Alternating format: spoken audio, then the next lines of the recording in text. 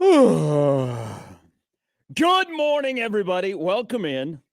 4 hours ago, one of the best baseball games that has been played on this planet Earth occurred last night. That might be a little hyperbole, but I don't think it is. At 1:50 in the morning. Technically, we're a post-game show. Yes, we are. We would be doing, we'd be doing Dodger fun reaction, Blue Jay, as last night. Baseball was really, really good. An individual that plays baseball was exceptionally good. But yes, at 1:50 this morning, some of you stayed up for it. Some of you were fortunate to pick and choose your spots when you fell asleep. I did between the 13th and the top of the 17th where there were no runs scored. Okay. I woke up, the TV was still on. I fell asleep on the couch, and I'm like, okay, this is still going on. And I got on my phone to see where Ohtani was, if he was coming up again. But in the bottom of the 18th inning last night, the Dodgers take a 2-1 lead in the World Series. As that man again, Freddie Freeman, walk off again in the longest game of some of the longest games that have been played. Last night, 18 innings. The Dodgers beat the Blue Jays 6-5, ended just 4 hours ago. So if you stayed up and you're up with us, my God, hello, thank you. Some of us, 13th through the 17th, I fell asleep, woke back up. I saw Freeman's home run, and then I couldn't go back to sleep. I didn't fall asleep until about 2:30 and woke up like 2 hours later. People ask me, they're like, what is it like working with Gary Sharp? And I think yesterday is probably the best way to describe it, because I was watching the game and my roommate was like, "Why you?" Hi, Dan. Yeah, Dan was like, "What up, Dan?" Dan was like, "Go to bed." He was like, he was like, "It's 12:30. Like, you got to wake up." I'm not driving you to work again. And I was like, no, like, Gary's gonna watch this game. I know Gary's gonna watch this game. I know he's gonna be up. I know he's gonna want to talk about it. I actually did think that. I have to. I have to stay up and watch this sucker. So I stayed up. Now, did you see it? No. Similar to you. Okay. Here's what happened. That's okay. I wasn't asleep 13 through 17. Yeah. I was dozing in and out. Okay. So I got the 13th. I missed the 14th. I caught part of the 15th. It's like you're hearing it, but not seeing it. I was like half in, half out, 16, 17. And then I was out on the 18th.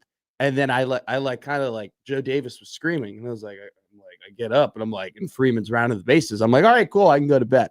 So I would give myself 75% of the credit. Okay. That's okay. I hope people watch it. Now here's as I watched that last night, and I mean, it was a Game 3 thriller. There was so much that happened in this game. And also, one other side note, as I was trying to digest and, I'm trying to communicate with people that might be up, thank God for the pitch clock. So we played 18 innings last night in 6:39. Might still be going on. So the Game 3 in 2018 without a pitch clock went 7 hours and 20 minutes. So we played 18 innings last night in 6 hours and 39 minutes. And here's the crazy thing about and there's a lot in this, is Shohei pitches in 17 hours. That's wild. Now, normally the starting pitcher, if a game starts to go long, they'll send the starting pitcher home or back to the hotel so he can get some rest. Yeah. In this case, Shohei is playing. So he's going to turn around, and after what he did last night, he's going to pitch in 17 hours. But what a game. I don't even know where you start if you break down this game. And it's a game that you break down that you don't have to be a fan of the Dodgers or the Blue Jays to like get captivated by everything that was going on. I told you guys yesterday what my dad did when I was a little kid. Yeah. He let me start to watch the World Series, but you get about 9:30 and you're starting to fall asleep. He'd wake me up. That's what I was thinking about this morning. Like, awesome. If I was a little kid, my dad would have stayed up to watch this, and then he would have woke me up. But I don't know where you'd wake somebody up. Yeah. You didn't know what was going to happen. Like, I thought that Kershaw on the 12th with the bases loaded, when he comes in and the place is electric, like all of a sudden he's going to get dinged, and he got out of it. Yeah. But did you call Walt at 3 a.m? I did not call Walt. Well, got to remember. So Walt this is 2:50. Yeah. Because he's on the East Coast. Oh, sure. Yeah. So that's 2:50 in the morning when this game ends. I'm going to say that he probably did not stay up, but I will expect a text here of breaking down the game. Like, That's and then we'll go, like what the moment, like pick a moment of the game outside of the Freeman walk-off home run in the 18th. I just think what made the game so incredible was all the plays at plates. like all like the tag out at third, the tag out at home, even the force play at home. Like that's when I think baseball starts getting incredibly exciting, is when you have these teams who are just trying to end it as quickly as possible and taking risk on the base paths, and you get all of these just bang bang plays.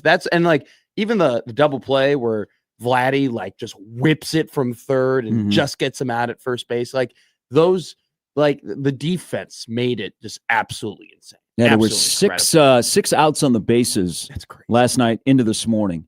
So I wrote this down. Again, when you watch something like that, and man, the Joe Davis call was really good. I have not heard the Dodger radio call. I imagine the Blue Jay call does not share the same excitement, but that would have been such a perfect moment for a Vin Scully. Vin Scully to call that Freddie Freeman walk-off home run to put them up 2-1 in the World Series. I mean, the game effing ripped. It was That's the best way to describe it. And I don't know. So I sat down, and in my head and on a piece of paper at 2:00 this morning, I'm like, okay, what are the biggest moments in this game? Because I got the side-by-side. I got the Chiefs game on last night. And I got the Dodger game on last night. I'm trying to watch a little bit of the Nebraska basketball game.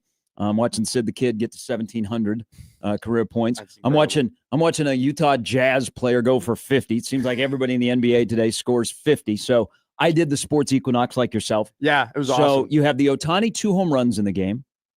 Thank you for coming around. I can't deny it. We appreciate your service. Oh, I've got a new one for you today. Do you? Yeah. Okay. That's on the same team. Well, now that you've won that one, you've got to pivot into another take that I'm going to tell you you're absolutely wrong about, and then maybe come around to it. Well, I think you might buy into my observation of a Dodger teammate. Okay. I think you might buy into that easier than Ohtani being the GOAT. Okay. I mean, he's on a whole different planet. It's insane. Again, he pitches now in 16 hours after hitting 2 home runs last night. Yeah. He got walked in the World Series with nobody on base. Exactly. He got the Barry Bonds treatment. He got walked in the World Series in extra innings, and everybody goes, "Yeah, right call. Yeah, like that's probably what you should have done." Then they had him steal second base. Well, that was another great play of a hell of a throw out. So Ohtani's 2 home runs. You had the base running flub in the 9th. Yeah. Alejandro Kirk, who I think brings more people into baseball than Ohtani does. Because we can relate to him. You can relate to him. He's 5'8" and was discovered at a Mexican showcase, and now he's making millions and millions of dollars. And you can make a case that next to Ohtani, he's the best player in the World Series so far. So he hits the massive home run. Tommy Edman's brutal air. Then his absolute hose to third base for an out in the 9th. And then you got Teoscar Hernandez has the laser to stop a Toronto run in the 10th. You had that going on. Then that was such a good okay. Were you up for the 12th? You say the play. Okay, so they have the review on the little dribbler. Oh, yes. Okay. Yes. And then, as I mentioned, Kershaw comes in absolutely cold with the bases loaded in the 12th, and he got out of it.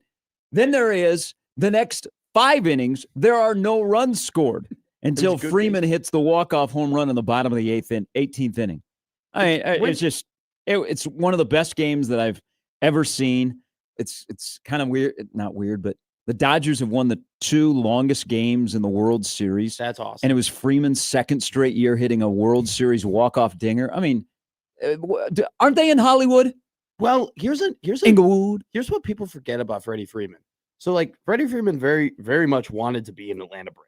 Like, he was angling to stay in Atlanta for his entire career, and I guess the rumors are like his agent kind of overextended him and like the negotiation, he kind of flubbed it, and then they ended up getting Olsen, right? They traded for him, and so that's Freeman's replacement. So he goes to the Dodgers. And I remember when Freddie made his return to Atlanta, and Clayton Kershaw kind of hinted at the fact of like, you know, Freddie's got to want to be here. Like Freddie wants to like be a Dodger. And now you fast forward a couple of years later, and he has back-to-back World Series walk-off home runs, and he has the biggest moments of his career are related to him being in LA. And he is, to me, it's like, he is a Brave, and he always will be a Brave, but he also is just as much, he's a Dodger, right? I think that's a really, really he's a cool, Canadian. Well, that too. I mean, it's just a really cool story of like that that kind of turnaround of like maybe he didn't want to be there to he is one of the legends of that franchise now because of his big moments in the playoffs. He's in search of now his third World Series ring. That's insane. Yes, his mom was born in Canada. So last night, the Dodgers go up 2-1. They play Game 4 today. Good luck. Let's see if we can have a 9-inning game. Well, so this is how it works with these two teams. We've had brutal bullpens, but the Dodger bullpen was really good last night. Mm-hmm. They exhausted everybody in the bullpen on both sides. So tonight could be an ugly game, or it could just be a shove game by Shohei. It's supposed to be warm, too. This series is over. You know, you don't know if Springer's going to play. But, man, there was so much drama in that game last night. And I hope people stayed up. I hope people talk about it today. You know, the Monday night game was kind of eh. So I hope baseball, leads all the national stuff because it deserves that way. And if you get a chance, go back and watch. I mean, not just the 18th inning. Watch the whole damn game because that thing was off the rails from the beginning. There were 6 outs on the bases last night. I mean, how many times do you see that? What the most pitchers used? 19. Incredible. 25 position players were used. Was it 37 left on base? It was just a wild game. When did you get the feeling that hey, this could be like a classic? Like this could be when Shohei hit his second home run. Yeah. I was like, okay, because, the Dodgers got up and then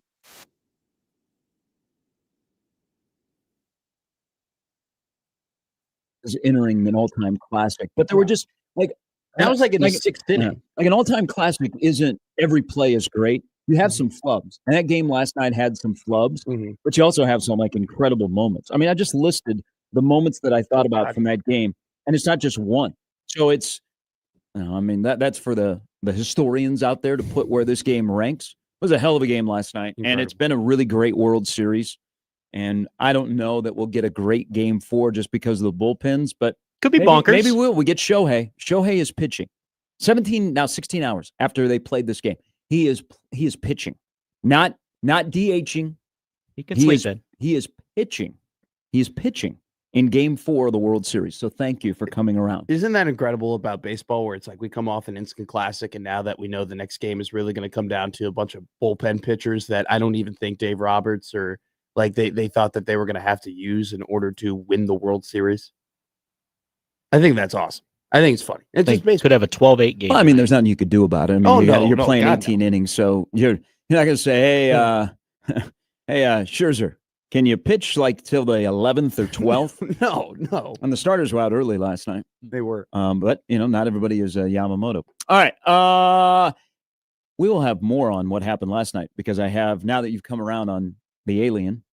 I have. He hit 2 homers last night. And he had more extra base hits. And he's going to pitch tonight. That'd be correct. All of that is true. Welcome. And I am to the GOAT. And I am being a man of my word because I did tell you, if he has a really good postseason, I will succumb to this pressure. But he's right there. He's had an incredible postseason. Yeah, I would imagine the Blue Jays might be done pitching to him. I think all of us that watch sports and love sports and are kind of my age, we've been lucky enough to see the respective GOATs in their sport during our lifetime.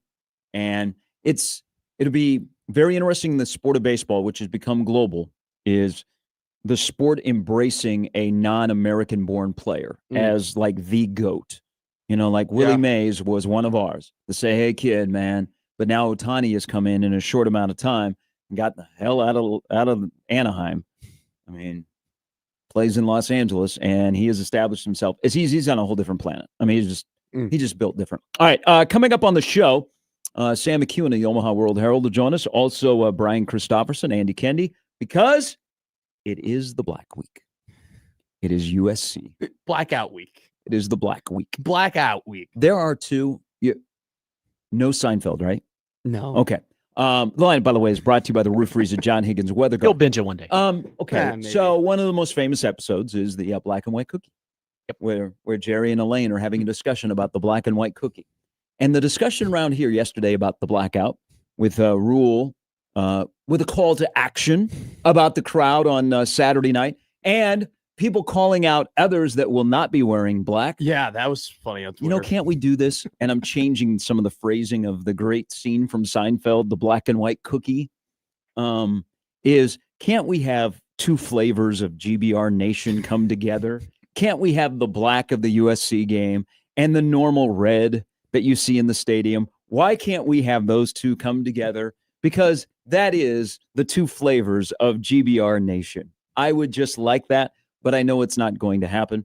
But I think you'll get a lot of cooperation from the fan base on the blackout. I think on Twitter there were some people who were fighting invisible ghosts about true. People who didn't want to do the blackout. I mean, are you really going to like walk into your seats and there's somebody sitting by you that's not wearing black and you're like, Usher, not wearing black? Are you're gonna dime them out on social media? You're gonna take a picture of them and you'll be like, hey, you're not wearing black.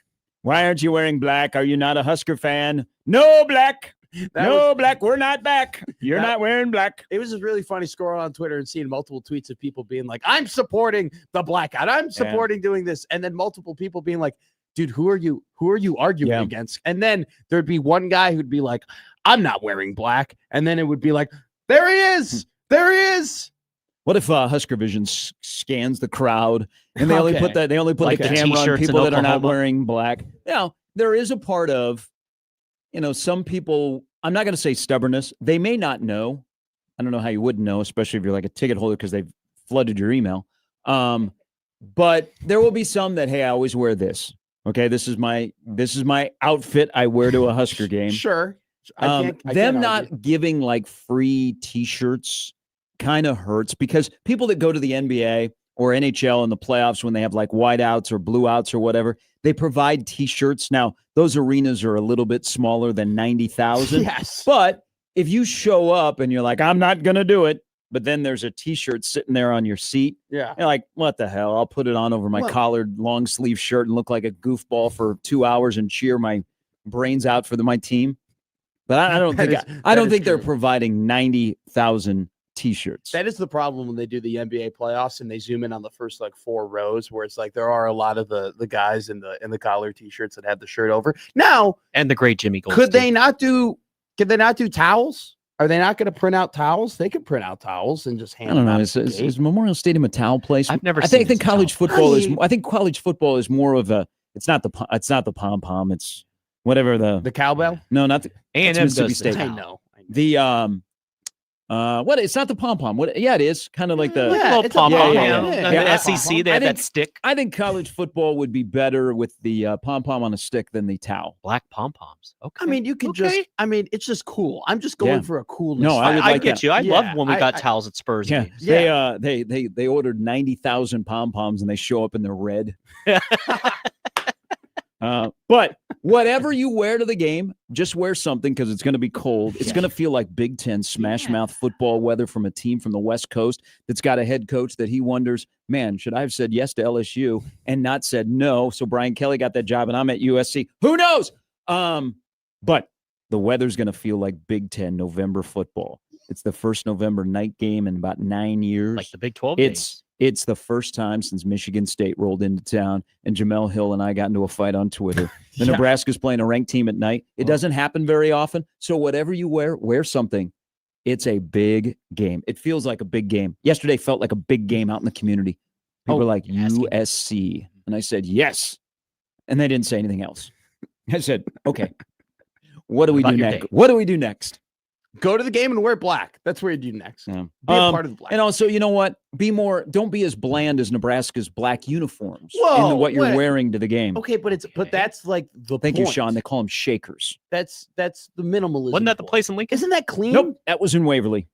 Isn't that clean? Don't you think they're clean? My mistake. The shakers? Shakers was not clean. Not oh God, no. But it had character. No, the black and white cookie. Rest in jerseys. peace. That building being torn down. Yeah. The black and white cookie jerseys. Yeah. Aren't they clean? They are. So I don't have a problem with them. They look fine. Yeah. I wonder if there was any discussion of them wearing a black helmet with a white N instead of the white helmet. Oh, so if you go back the last time they wore like the black tops, I like that because there was a little bit of red in there. So there is. I own that jersey. Yeah, and that was a good looking jersey. And the number is outlined, Yeah. and then it has the cool skull and bones like patch, Yeah. right? And that also has the red outline. This one is I do like that there's no red on this one. I do Okay. like it. So it's kind of bland. It's kind of simple. Now I mean, it's not like, oh my God.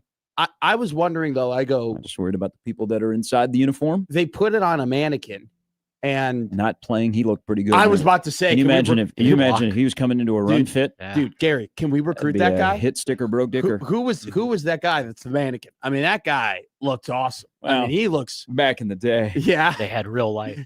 No, Gary, that's not of you. All right. How was it not? I mean, because it's not as tall. No, Oh. because it's ripped and it's got incredible shoulders and like the divot in between. You didn't know me 20 years ago. That's how you know. You Like, didn't know me 20 years ago. you- How do you know that I did not post for That's it? how- Have you not seen me when you I've- go like to I've seen- American Eagle? I'm there laying in the front. have you seen? That's how you know the Hmm. guy is an athlete when he's got that divot in between like the shoulder Yeah. and the tricep, right? And then the bicep gets accentuated by that little like it looks like me after I'm in a bunker. You know, it just in the You're golf. calling yourself an athlete? No, no, You're no, a narp. no. You're a narp like No. Jimmy and myself. I'm saying the divot looks like me after I'm in the sand Oh, bunker. You know, gotcha. like it takes about 6 weeks to Gotcha. get out. You know, Gotcha. and then you pick up the ball and you just throw it onto the green. All right, lots more on Nebraska USC in the month of November, but the best sporting month still carries on. Hope you enjoyed the sports equinox yesterday. We get day 21 of 7 straight weeks of football. You get to watch UTEP today. You get to watch James Madison. You get to watch Texas State. You get to watch Kennesaw State. Day 21 of 49 straight days of football is today in the greatest sports month of the calendar year. I will maybe put on the Texas State game for like 7 plays, and then I'll put on JMU's Cats. kind of fun to watch. Yeah, Big Jim. Who's yeah, the next Signetti? and Their then, voice was at the Spurs game last night. and then maybe I'll put on Dancing with the Stars, and then I'll put on like an NBA game or two. Heard there's some controversy on that show. yeah, there's heard it a got lot physical. of controversy. on the What show. Taylor Swift's professional dancer is on that show? Oh, really? Oh, I don't. Yeah. I don't know. I don't. He was at the game last night. He might be a part of the Her troop. future husband played pretty well. Did you see the guy who didn't buy a Kelsey jersey and instead decided to paint his entire body a Kelsey jersey? I did not. I usually avoid those people in my life. Yeah. I'm not a. You know what? I'm not attracted to body painters, female or male. Is anybody? I was back in the day because I thought it Okay. would be cool to go to a game and paint devils across your chest and For a New Jersey game? I just Or dropped 2 Seinfeld references this morning. There's no way. You know what? I was a body paint guy? I one time in my lifetime because like throughout my lifetime I've had man boobs. So Me too. You don't really walk around shirtless. Sure, sure. It's just kind of frowned upon. Like Plus, I believe Nebraska was believe colder back then. I believe it is a city ordinance like to do that because they just arrest you. They throw you in somewhere. So I did the last time I painted anything on my chest was There was a time. there might have been one time like I was in my 20s. This got a little crazy, a little wild. Yeah. I think I was doing a skit when I was in 5th grade, Okay. and I think it was a Wanderer song. Oh, Isn't there's like a line I painted Jenny on my chest or something. I thought. So I ripped open my shirt in front of the school, my St. Pius X, and I had I think it was Jenny on my chest, I thought you were gonna go nipple like, to nipple. I thought you were gonna go 94 Memorial Stadium. It was a cold game night. We were playing Colorado. You're gonna go into a deep 94 store. was at 11 a.m. But yeah, I see where Yeah. you're at. I knew that I would get caught in some way, shape, or form in It's a terms great of game. when was a a Colorado great game. game was kicked off. One of the loudest games. People said that you could hear if you were almost to 17th and South, you could My hear the God. noise from Memorial Stadium that day. That's incredible. Oh, it was so loud. Pete No, it was Jackson. such a you ever want to get the little warm the cockles? Yeah. Go and look at the starting 22 on each side in the 94 game.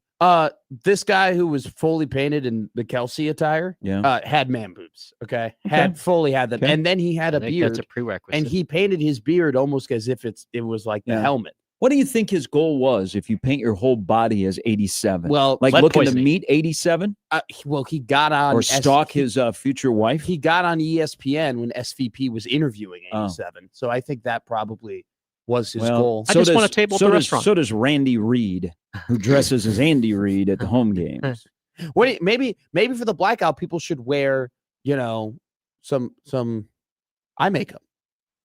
The Hunter, no like Predator, where they like not Yeah, like eye Predator, makeup, I the like eye that. black, the eye black. Yeah. Wear some eye black. Have you ever worn eye black Yes. to a game? Not to a game. I've played in a game with eye black on. Well, yeah, that's dope. Yeah. When we would play outside hockey games, you'd like all the kids they put the Yeah. eye black look on. like Latimer. No, if you like, there are kids who used to like go to a Husker football game and they had eye black on, like they were going to Really, play. like possibly if they were going to be the 12th man, Yeah. Exactly. like Frost would look up into the crowd and go, "Hey, Kurt, are you from small town Nebraska?" "Yes, I am." "Come on down." Run down on kickoff. "Hey, come on down here." I knew that. "I'm guy. from Seward. Come down here. You're going to be on the kickoff." And you came prepared for the game. Exactly. I respected it. There were a couple guys who had eye black on. I was like, I like this guy. This guy's locked in.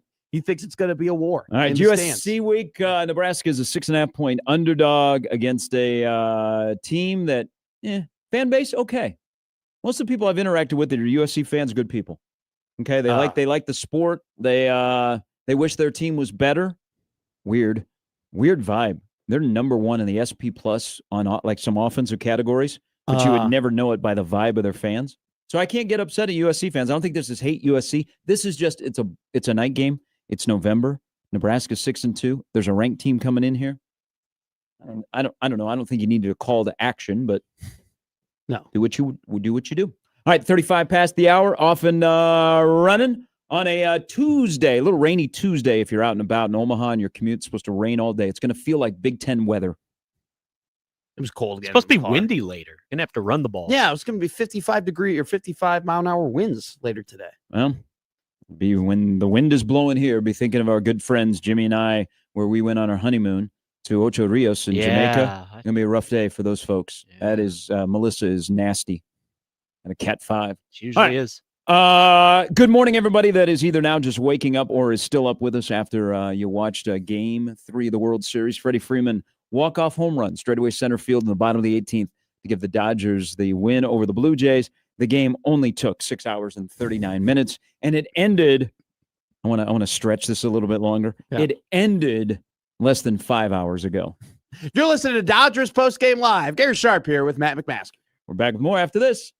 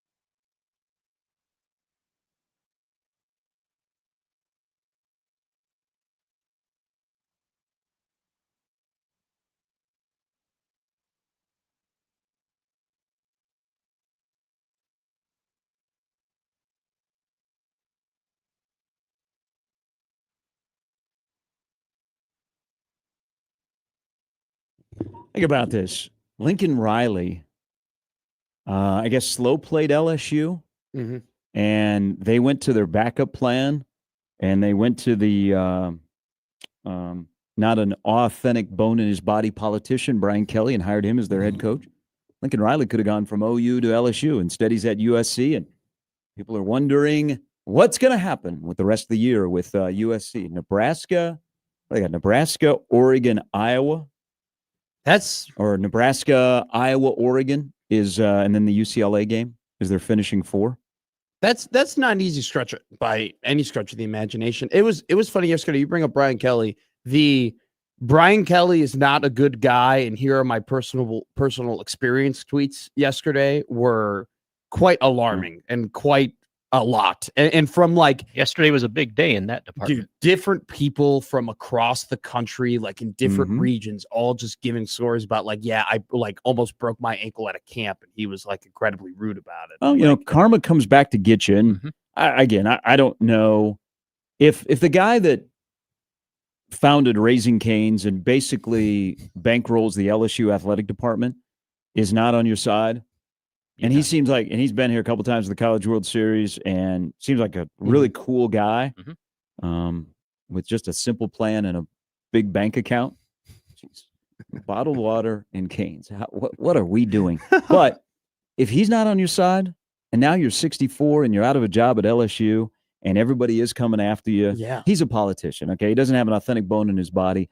I think it'd be tough if you're an athletic director to tell your fan base why you're hiring Brian Kelly. You could say, well, he was 34-14 at LSU, but all this stuff about his personality, karma gets you. You know what yesterday, what the 15th year anniversary was yesterday? Yep. Yes. Yep. Declan Sullivan, the film student, the football film student from Notre Dame that died.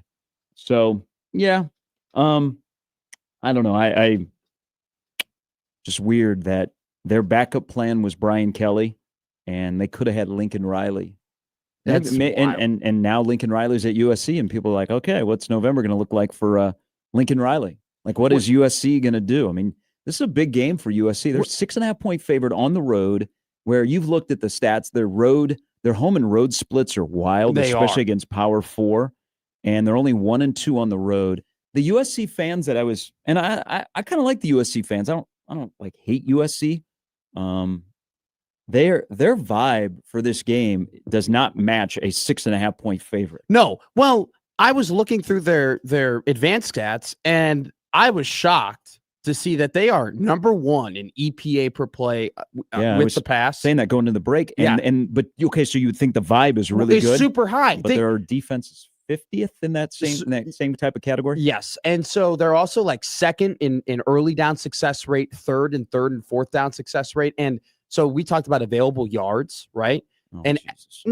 no, you liked available yards. Do I like available yards? You did. You have to remind me what PFF stat this week I like. Available yards is like if you start a drive on the 25, aren't they all you available? have 75 available yards to gain. Okay, right? I do like that. So like what percentage of available yards are you gaining, right? They are number 1 in the country. 67% of available, like their average drive starts on the opponent 25 and ends on the opponent 25. Like it's average for them to at least get 3 points every time that they have an offensive drive. And yet you would think that they're like this middling, Big Ten team that you don't really know like what you're going to get game in and game out. And I think that Notre Dame game like really zapped them. Really zapped the fan base and like their excitement. And not only because they lost that game, because of how they lost. Well, it was on the heels of the Michigan game where they played Big Ten smash mouth football to beat Michigan and then got Big Ten smash mouth footballed on their head at Notre Dame. They also had Lincoln Riley. Again, Lincoln Riley's going to give you about 4 chances a game where he's going to open the door and say, come on in. And either you're going to say, no, because I don't want to take my shoes off. Or you're going to be like, you're going to come in, you're going to make yourself at home, and you're going to lay on the couch. You're going to sprawl out and go, where's the meatloaf? So also last night, here's Iowa JD. I got to read this tweet. Okay. By the way, people that are watch the World Series last night will be going into work. They go, hey, how was your night? I just watched 18 innings of World Series baseball. Iowa JD says, Brian Kelly doesn't have an authentic bone in his body, says the fan base that cheers for Matt Rule. I think there's a stark difference Iowa, between the authenticity of those two guys. If you want to, I agree. If you want to go see Iowa JD today, you'll see that he's probably having breakfast with Scott Shanley somewhere in Omaha on his way into work out there off of I-80. But the other thing that was going on last night, so we are 6 days from basketball. Yeah. It is closing in quickly.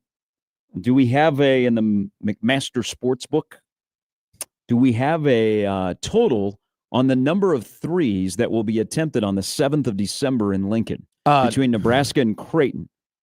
No, we don't have a total. We can make a total. If I gave you a total in that game of 80, what would you say? I would say maybe a little high. Let me dial it back. Let me dial it back because we'll have about a month of basketball, all right, to come up with a good total. But last night, Nebraska took 42 threes in their exhibition win over Midland. You know that Creighton likes to shoot the three. Both teams are equipped to shoot the three. Some may not go in, some will.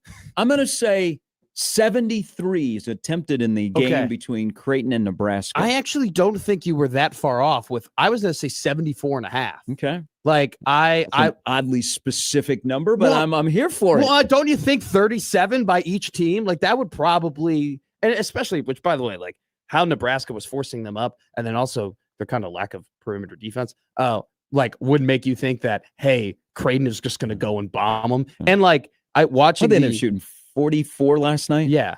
But then Creighton too, like Creighton, dude, Isaac Trout was literally getting the ball. And as soon as the ball would touch his fingertips, he was just launching threes. And then Nick Graves is another guy that like, he is just unafraid to launch it like off the dribble. So I think 74.5 would be proper. Now, how many of those are made is a completely different line. Now, Ken Palm in that game, which is still a ways away, has Nebraska winning 79-78. Whoa, really? Yeah. Whoa. So and the only reason I looked that one up because last night, weird day over in Spokane, and this affects Creighton. So Tyon Grant Foster, I remember him. So he was at Grand Canyon. Then he had a little heart failure, which he had to take care of, which is important. God. So he stepped away. You know why you know him, Jimmy? Yeah, because he started in Indian Hills over in Iowa. A game that I called against NDSU, he had a big part in. Then he played at KU. Then he went to DePaul. Then he went to Grand Canyon. Then he is transferred to Gonzaga. So the NCAA said, "Not so fast, my friends. You're not going to play." And he's a talented 6'7" wing. I like him. A good addition to Gonzaga's like 8th in the Ken Palm. That's a long time. So the NCAA said no to his request for eligibility. He was in a courtroom yesterday in Spokane. So he was in like dress clothes, and a couple hours later he was on the floor playing because his eligibility is restored. Oh, wow. And he is eligible to play for Gonzaga. Creighton plays out there on the 11th of November. So I just wanted to look to see what Ken Palm had as the predicted score. 85-77 Gonzaga. Wow. That's the second game of the year for Creighton. So he has been added to Gonzaga's lineup. Yeah, it was weird. It was just he was in courtroom, heard that his eligibility was good. A couple hours later, he's out hooping at the kennel. I love how that you put that he was in dress clothes, because it'd be really funny if you showed up to the courtroom. He was in uniform. He's ready to go. Hey, why have you dressed up like this today? I got a game in 2 hours. So I mean, I'll probably be doing stretches while you're trying to determine whether or not I can play tonight. Got to make sure I don't pull my back. I'm an old man. You know, I am probably 24 at this point with all the college basketball that I've played. Got to make sure I'm all stretched. Yeah, that's going to be a good game. Can you top 25 teams, 9:00 out in the kennel? I was wondering if that was a late game. That's the day. Hey, that's the day. You just stay here. That Tuesday. Tuesday is when you're supposed to have the marathon on ESPN. That'd be a good marathon game to go out to the West Coast. But we don't have the 24-hour marathon hoops anymore. That's too bad. That was a nice thing. Yeah, Jay's overtime going to go till 1:00, baby. We're probably sleeping here. Just stay here. Yeah, we're probably going to sleep here that night, which would be great. Be fun. Oh, fantastic! It'd be great the next morning. I will be here. I hope you got practice last night watching an 18-inning World Series game.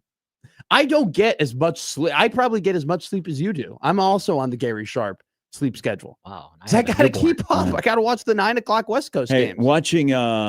I brought this up a while ago, and I'm glad that people are jumping on the bandwagon. There are some Nebraska media members that used to play football in the state of Nebraska, and they have every right in the world to talk about the great success they had in the 90s and how those teams were built. But sometimes there are people that go overboard and that's all they talk about, and everything comes back to the 90s and how great it was and how everything sucks now and kids are soft and all that kind of crap. Wrong. Do you know who is the epitome of the Nebraska football media member who has played in the 90s? Who? John Smoltz. So John Smoltz, who there was had a lack great of success. Yeah. John Smoltz wants you to know how great a pitcher he was and how good it was back in his day. I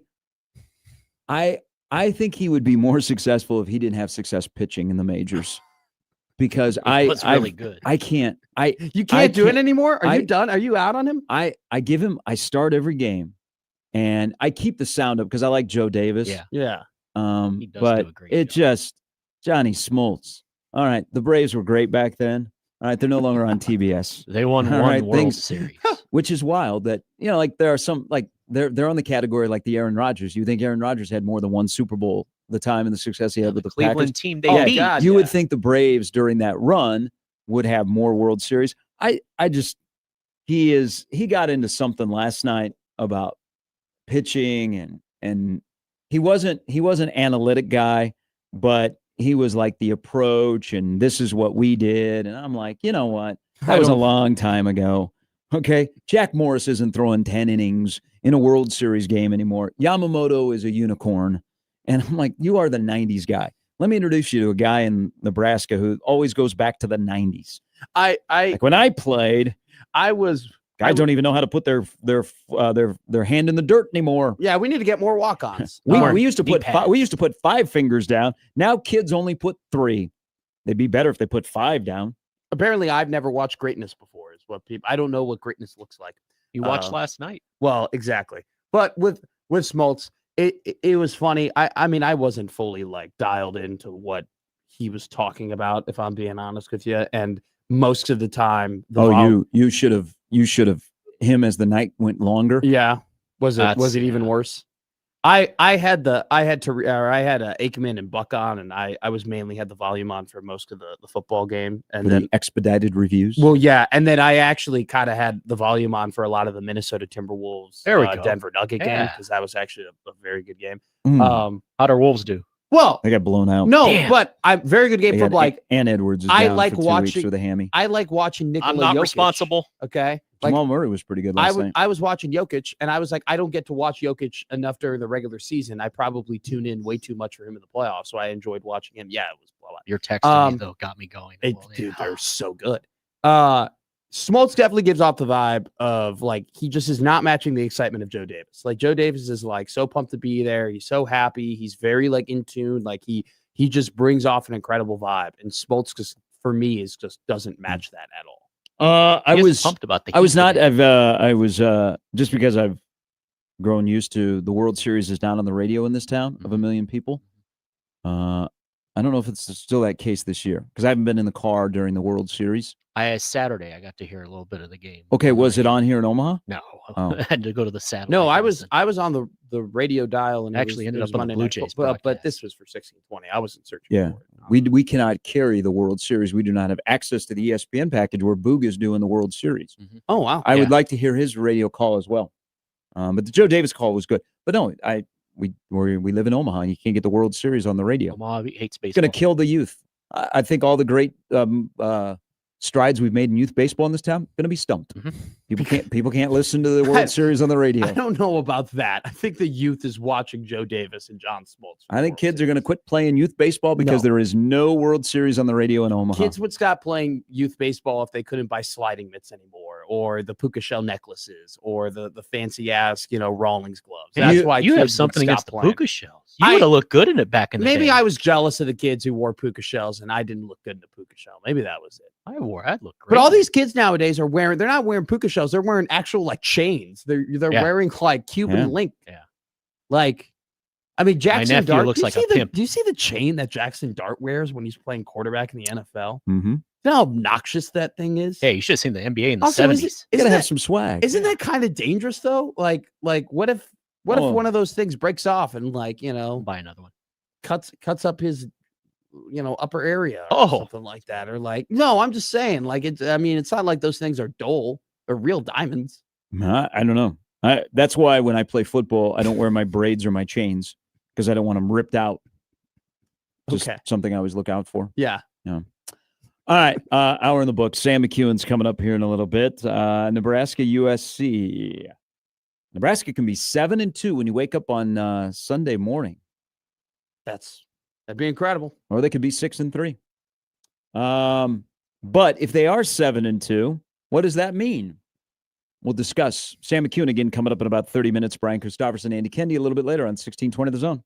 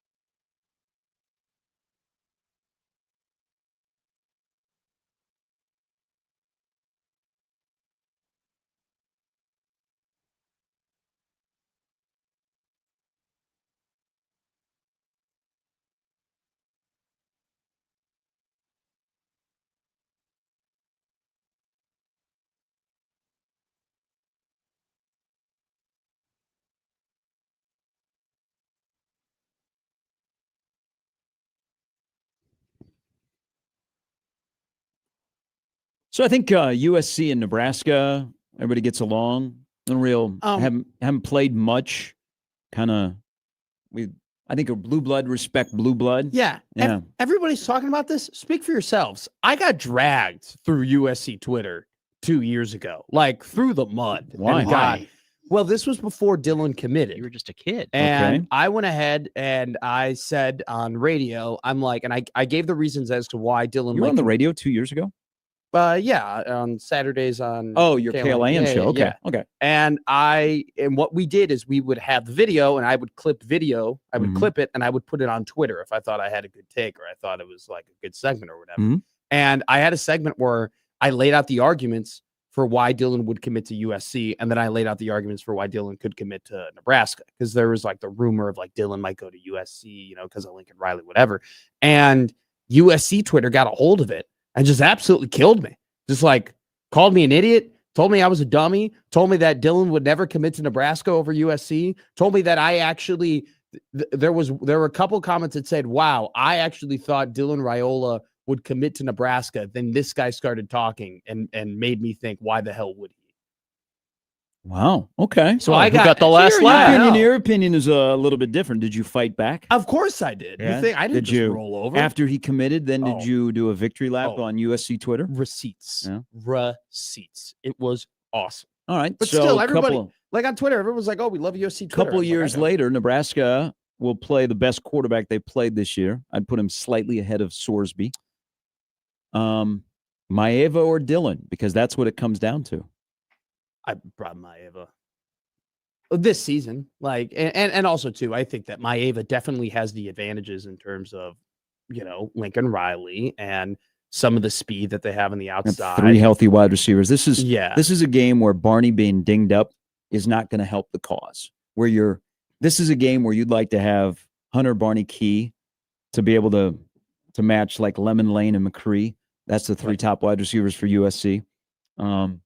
But Barney is dinged up, and he just does not have the explosiveness. He's out there playing, but he just doesn't. Even in the return game, he doesn't have the giddy up that he used to. So essentially, you're going into this game with your 2 top wide receivers are Hunter, and then Lindenmeyer, who I think this will be a big game for Luke Lindenmeyer. I think Luke Lindenmeyer will be very active in this game. Well, I But think that's your 2 top wide receivers, and then you could throw in Emmett as well. the D line of USC is probably their strength in terms of defense, which I think, to your point, could cause them to have a game plan where, hey, we're going to get the ball quick, and Luke Lindenmeyer and his physicality is going to have to be the safety valve where you just, you try and get the ball out as quick as possible. But Kai Lemon's a dog. Kai Lemon he's like, when we talk about dudes and the difference and like there are levels to these things in terms of wide receivers like that, I think he's like the definition of it. So the part of the USC Nebraska discussion, I saw somebody was tweeting at USC fans to wear black because that's what normal road fans wear when they come to Lincoln, is to wear black. Very good. Very, very good. That's funny. Is that now we have morphed into the Runza-verse In and Out. Oh, really? Now, these are the debates I'm here for. I've never had In and Out before. I've heard incredibly Delicious. Okay, so I've heard people say it's delicious and it's like the Burgers are greatest good. thing The ever, fries are mid. and I've heard people say that it's incredibly overrated. Yeah, fries are. Meh. I don't know. To each their own. Like Whataburger greater than In and Out. See, I didn't like Whataburger. I think it You went didn't like 7 years. Whataburger? I had the Whataburger at Whataburger. Yeah, I but you thought- were in a bad spot when you were having lunch with us. No. I went to a different Whataburger in Oklahoma. Yeah, you should have seen him. Well, yeah. Yeah, we felt bad for him. Like he was, I thought he was going to crawl in the garbage can and just Oh, like no. disappear. Well, you didn't have a Whataburger when we were there? No, because I had chicken nuggets because I was sad. That, I was- that checks out. Here's why I was sad though. Kids meal? I was sad because like I caused you stress and I caused a lot of problems for people that weren't This me. is And the I first key thing. and I felt like a dummy. And I was Every like, day how from the hell 6 could I to 10. do this? I've never seen you like that before too. When you were like, let's retrace your steps. Like you went into full dad mode. And I'm like, I can't believe I forced Gary to like do that, to like lock in. We that. found him. We found him. We did find him. So, like In and Out, you know what you're getting.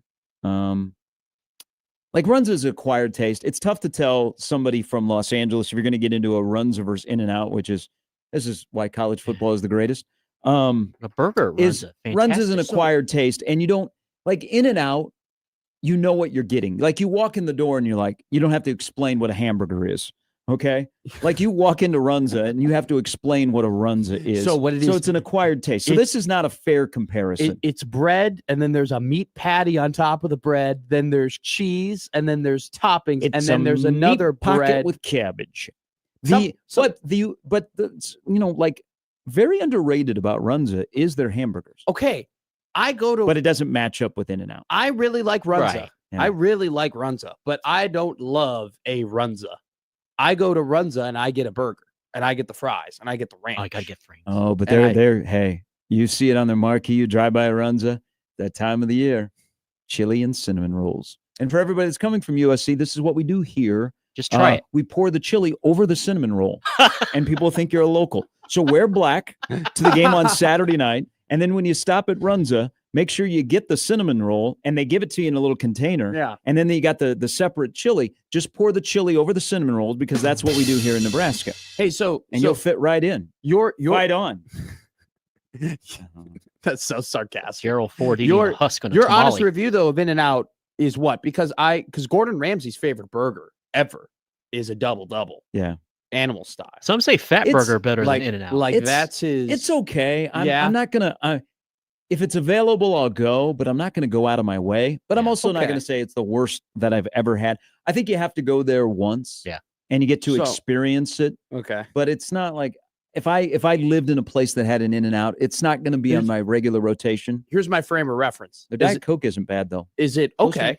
Not McDonald's I was Diet gonna Coke, say. but it's close. I had a McDonald's Sprite the other day, and I just forgot how much better that thing tasted than any Oh, other. yeah. That McDonald's Sprite. Diet Coke helped me get home Saturday. See, I haven't. Now, Sunflower seeds and McDonald's Diet Coke for a long trip. that's a good one. I'm a Gatorade and a beef jerky guy, but Culver's. Mhm. Culver's are in and out. Culver's are in. Culver's or in and out. Oh, for a butter burger Yeah, against a double. yeah. Yeah, I love Culver's. Oh, I'll still go. really? It's that close. Yeah. So I don't. Okay. I know. I love a I know butter this is burger. very anti-Midwest. No. Wow. And you're supposed to eat cheese curds there and have Yeah. a butter burger. Yeah. I usually just go ice cream. It's good though. Well, Yeah, 'cause the it's cheese cu- 'cause curds it's the kind of custard. react weird to me. It's very high in sodium. Do you do the kids meal so you can collect like the 10 free scoop coupons and then get a free scoop? You have to go 10 Okay. times. No. Well, that's what my friend Dave used to do, that where he would get like the scoop coupon, and then he found the paper that they would print out the coupon on, and then he would like just print out his own. Dave seems like a coupons. scam artist. I mean, That's good. that's- Go, Dave. Genius. That's what he Colin did. says Shake Shack far FAR in capital letters superior to In-N-Out. I've heard that too. I don't think I've I- ever had Shake Shack. Sure, I know. Shake Shack Solid. I know. is solid. real. Yeah. Their fries are like, talk about a good Yeah. crinkle cut.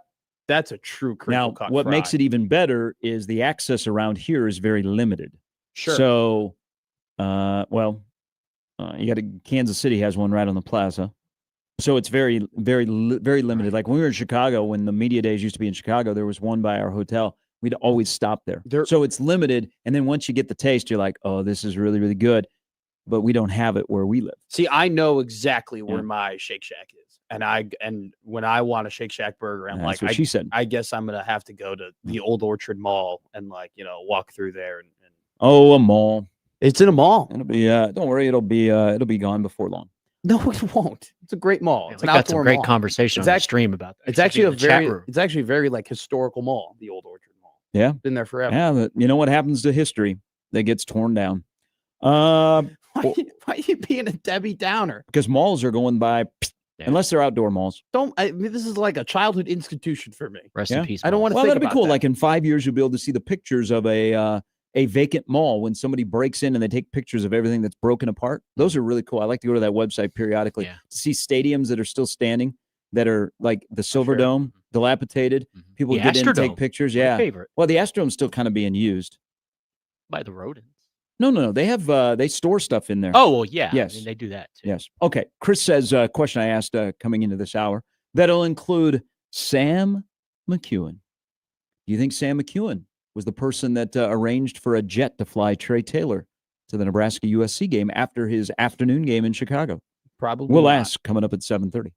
I'm going to say no. Or was Sam the person on a different note? Okay. One person reportedly is paying Brian Kelly's buyout. One? Raising Cane's guy? Well, did you? Well, so some are speculating, but there are others that know LSU pretty well. They're like, I don't think he would do that.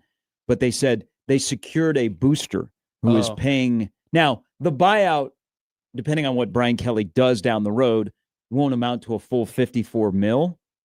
But the fact that, again, I love this sport. It's unhinged. It is great. It is even better this year. And the next month is going to be crazy. And who knows what happens afterwards. Mm-hmm. That you are so passionate about your program and you have so much friggin' money that they could say, hey, we need not just one, we need multi-millions to get rid of our football coach. And you like, yeah, no problem. Just talk to my secretary. Jan will arrange it for you, the transfer, everything. You got Venmo. It's okay. Do you know why college football is awesome? Because oil is funding Texas Tech's football program. Okay. Walmart is funding Arkansas's program. Chicken Nuggets is funding LSU's program. Like, it's just incredible. Just all of the different types of businesses. Runs the field at Memorial Stadium. Exactly. Yeah. And, maybe Buffett could know. I did find those oil derricks before the Kansas border, by the way, on Saturday, and I almost texted you. I said, got your oil.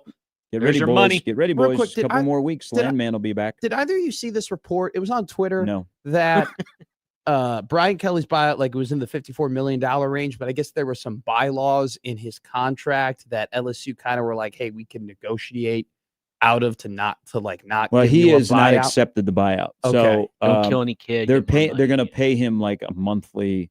I don't know. They're battling on what happens. Okay. Maybe Brian Kelly just shows up at the next maybe he shows up at the LSU Alabama game expecting to coach. That'd be awkward.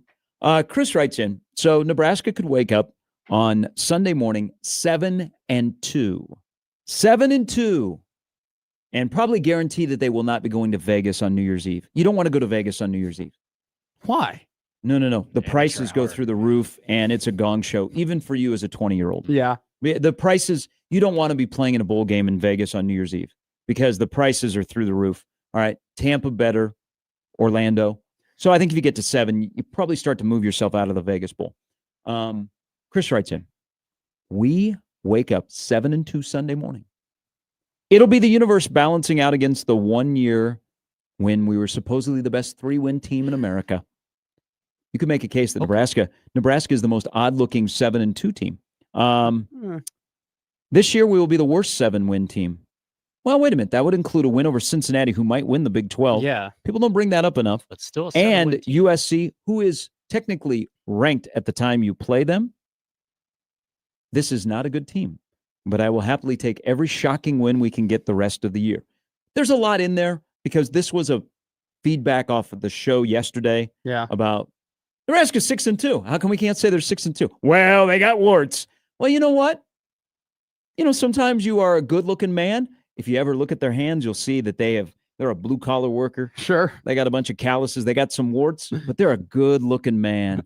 You know what? And they still get the job done. Every day they get up and they go and they put their 12 hours of work in and they come back home.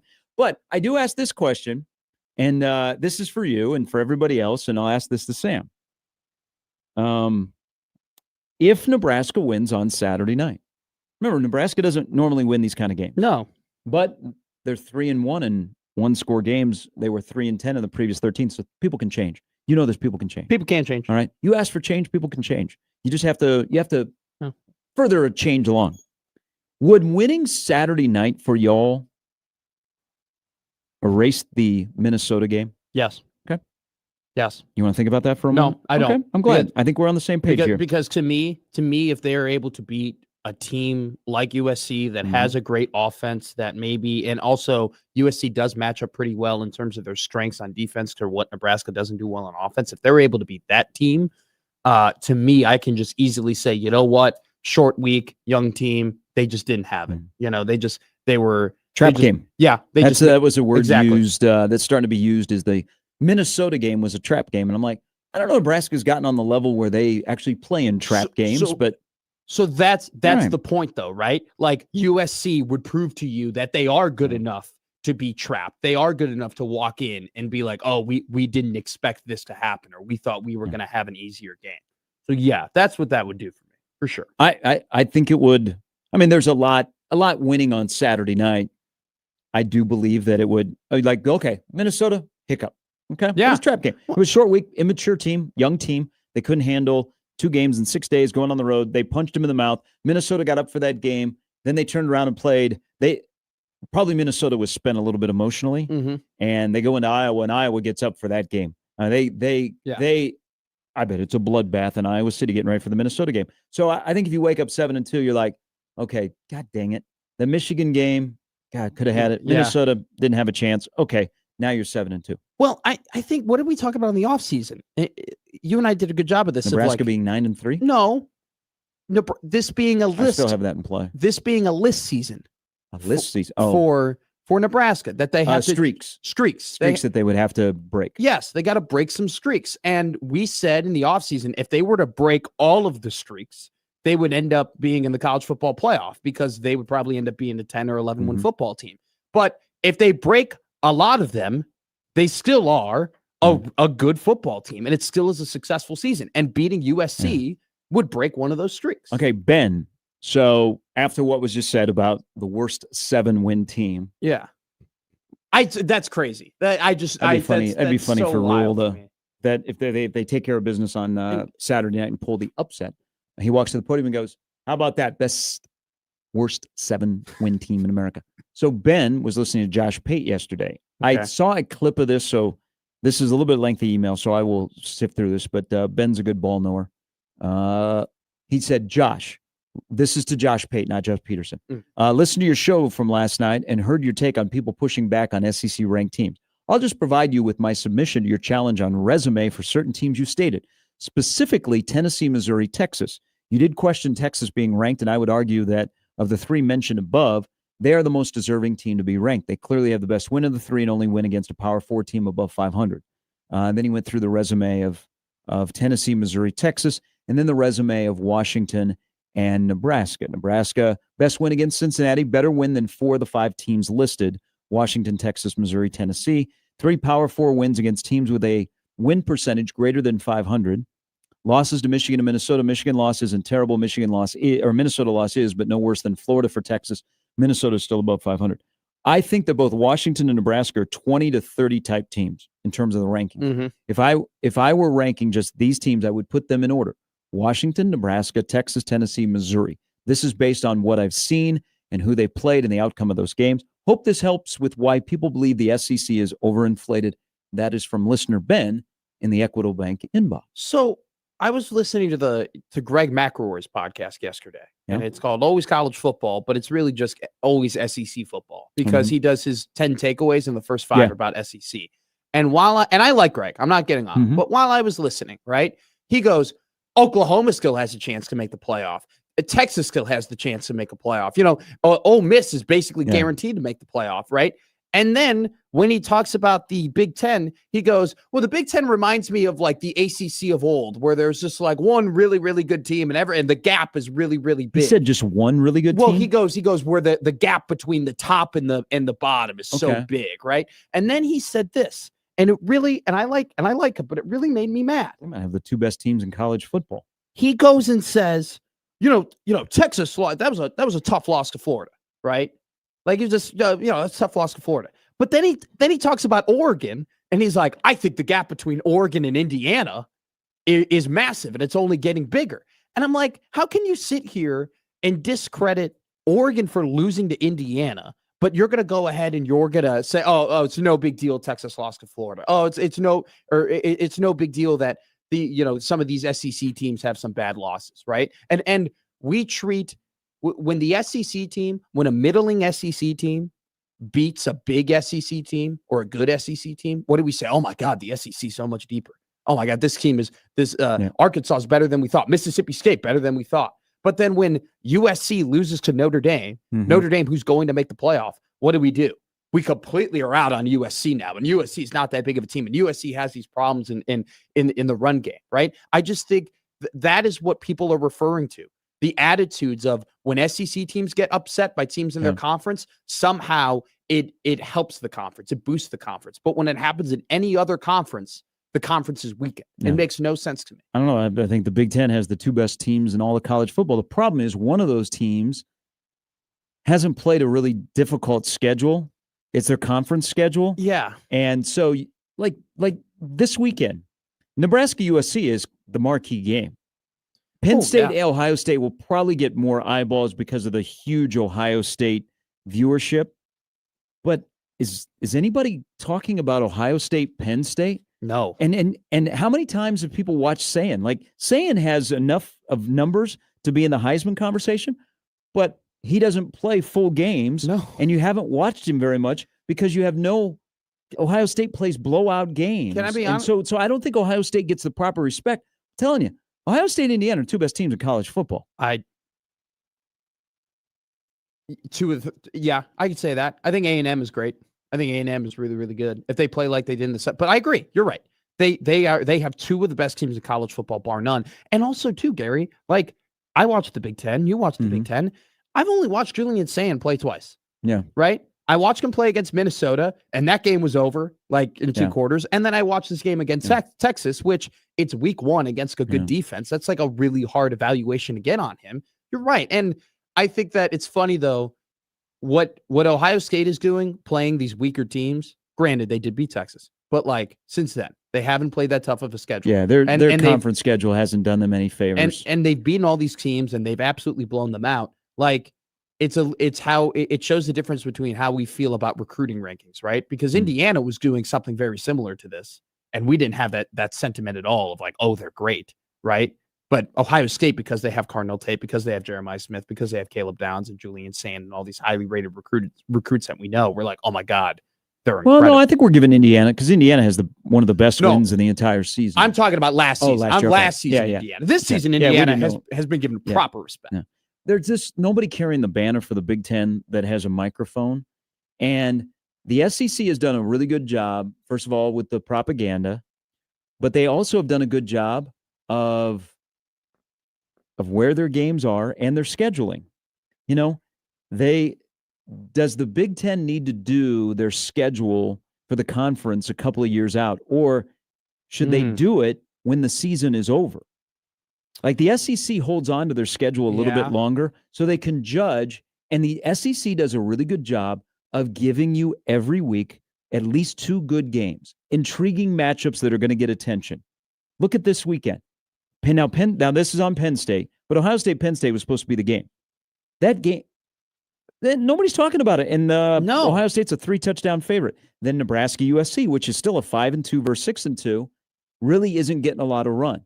The SEC also benefits from the casual fan can just hang out on ABC beginning at 11 a.m. all the way through night, and they don't have to turn away, and they get 3 SEC games, and they know no better.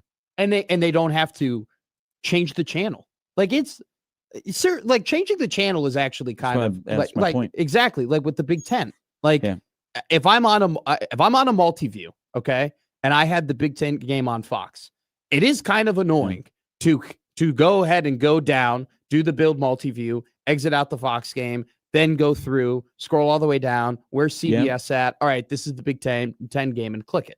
Like that is a factor. That is something that exists in our day and age because people just want to do the least amount of work possible when they are watching football. They present it really well. I mean, I give them credit. They present it well. The atmospheres look great. They have close games. But the Big Ten this year, is there going to be a 4th team? I mean, who's that 4th team? If the winner, Iowa right now is in a good spot, but they got to beat Oregon. Sure. Whoever wins Saturday night in Lincoln still is in the running to be the 4th playoff team, even though each would have a bad loss on their resume. The Illinois loss still bothers USC. The Minnesota loss would bother Nebraska, but because you're in the Big Ten, you're still in it. But nobody will talk about that. No. Nobody like, hey, this is the year that SEC gets 5 teams in. All right, we got to take a break. Sam McCune's coming up a little bit.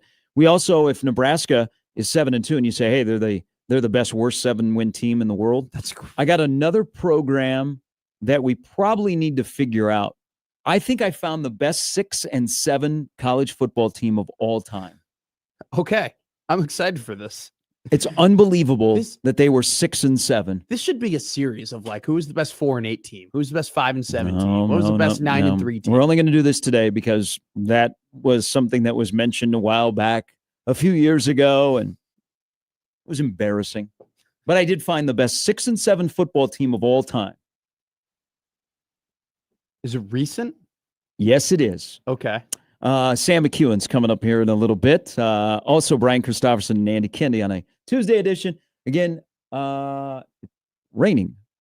Still, I think it's supposed to rain all day. I was wondering why we have construction vehicles in our parking lot. Yep, supposed to rain all day here in Omaha. So that's okay. After you get done listening to the show, take a little nap, get back up, and the game for the World Series begins at 7 o'clock.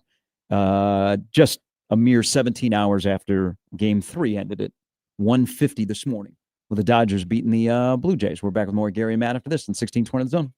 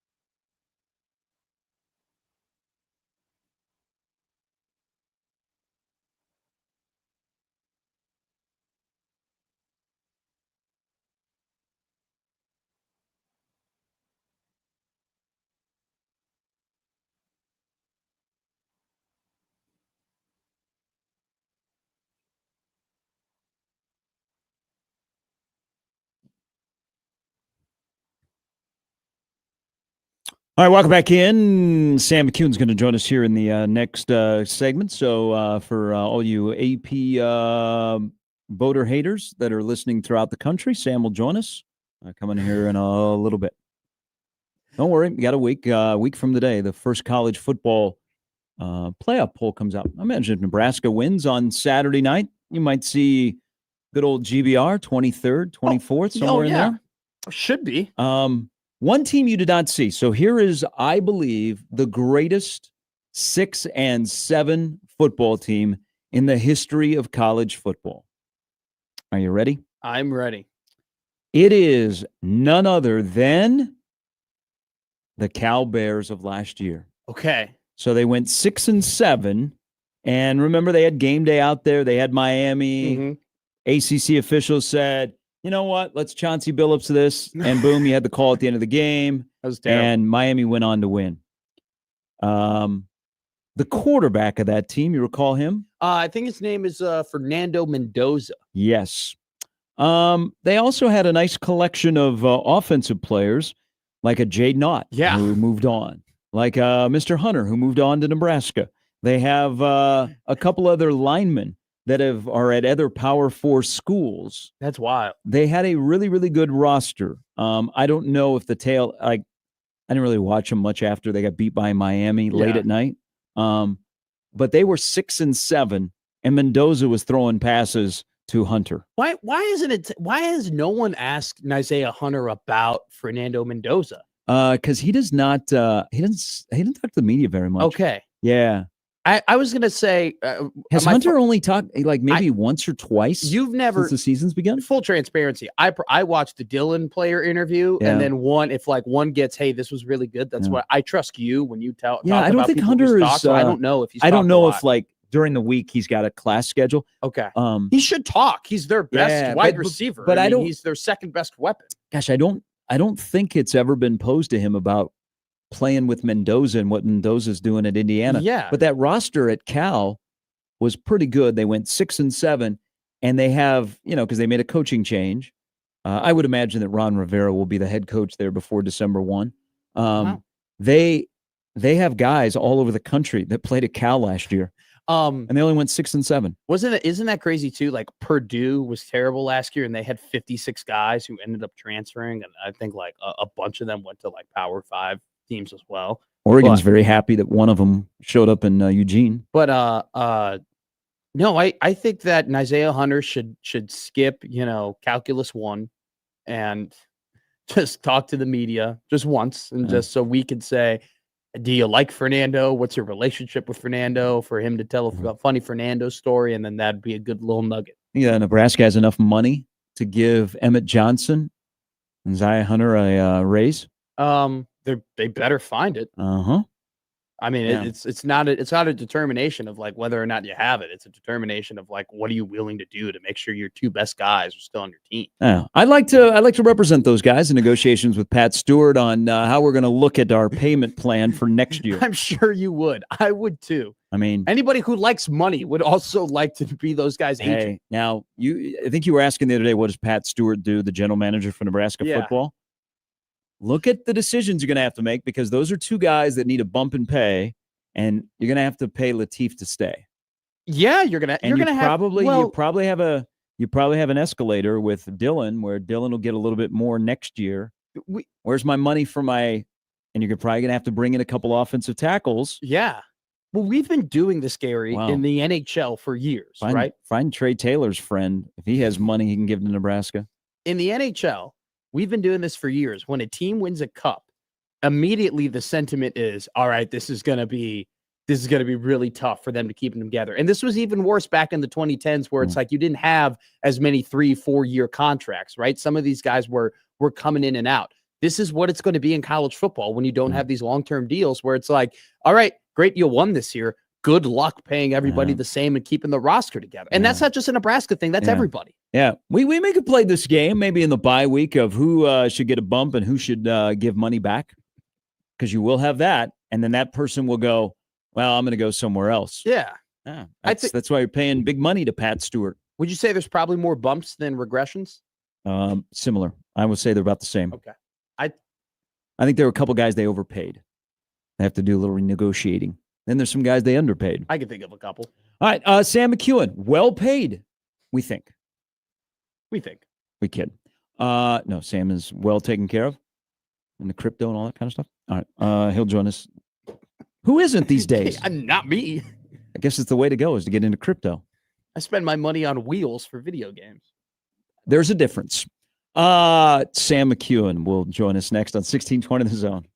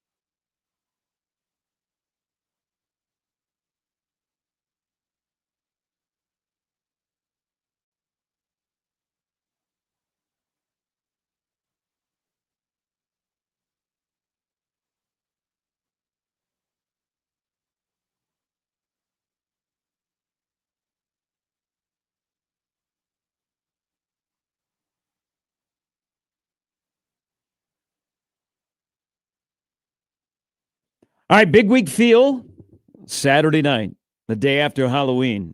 Some will wear costumes to the game. Just make sure that they are in the shade of black for the blackout uniforms and those special USC helmets. the band, the song girls, everything, NBC, Noah Eagle, Todd Blackledge, going to be a great one. Sam McCune will have a front row seat at the World Herald. He joins us now. Good morning.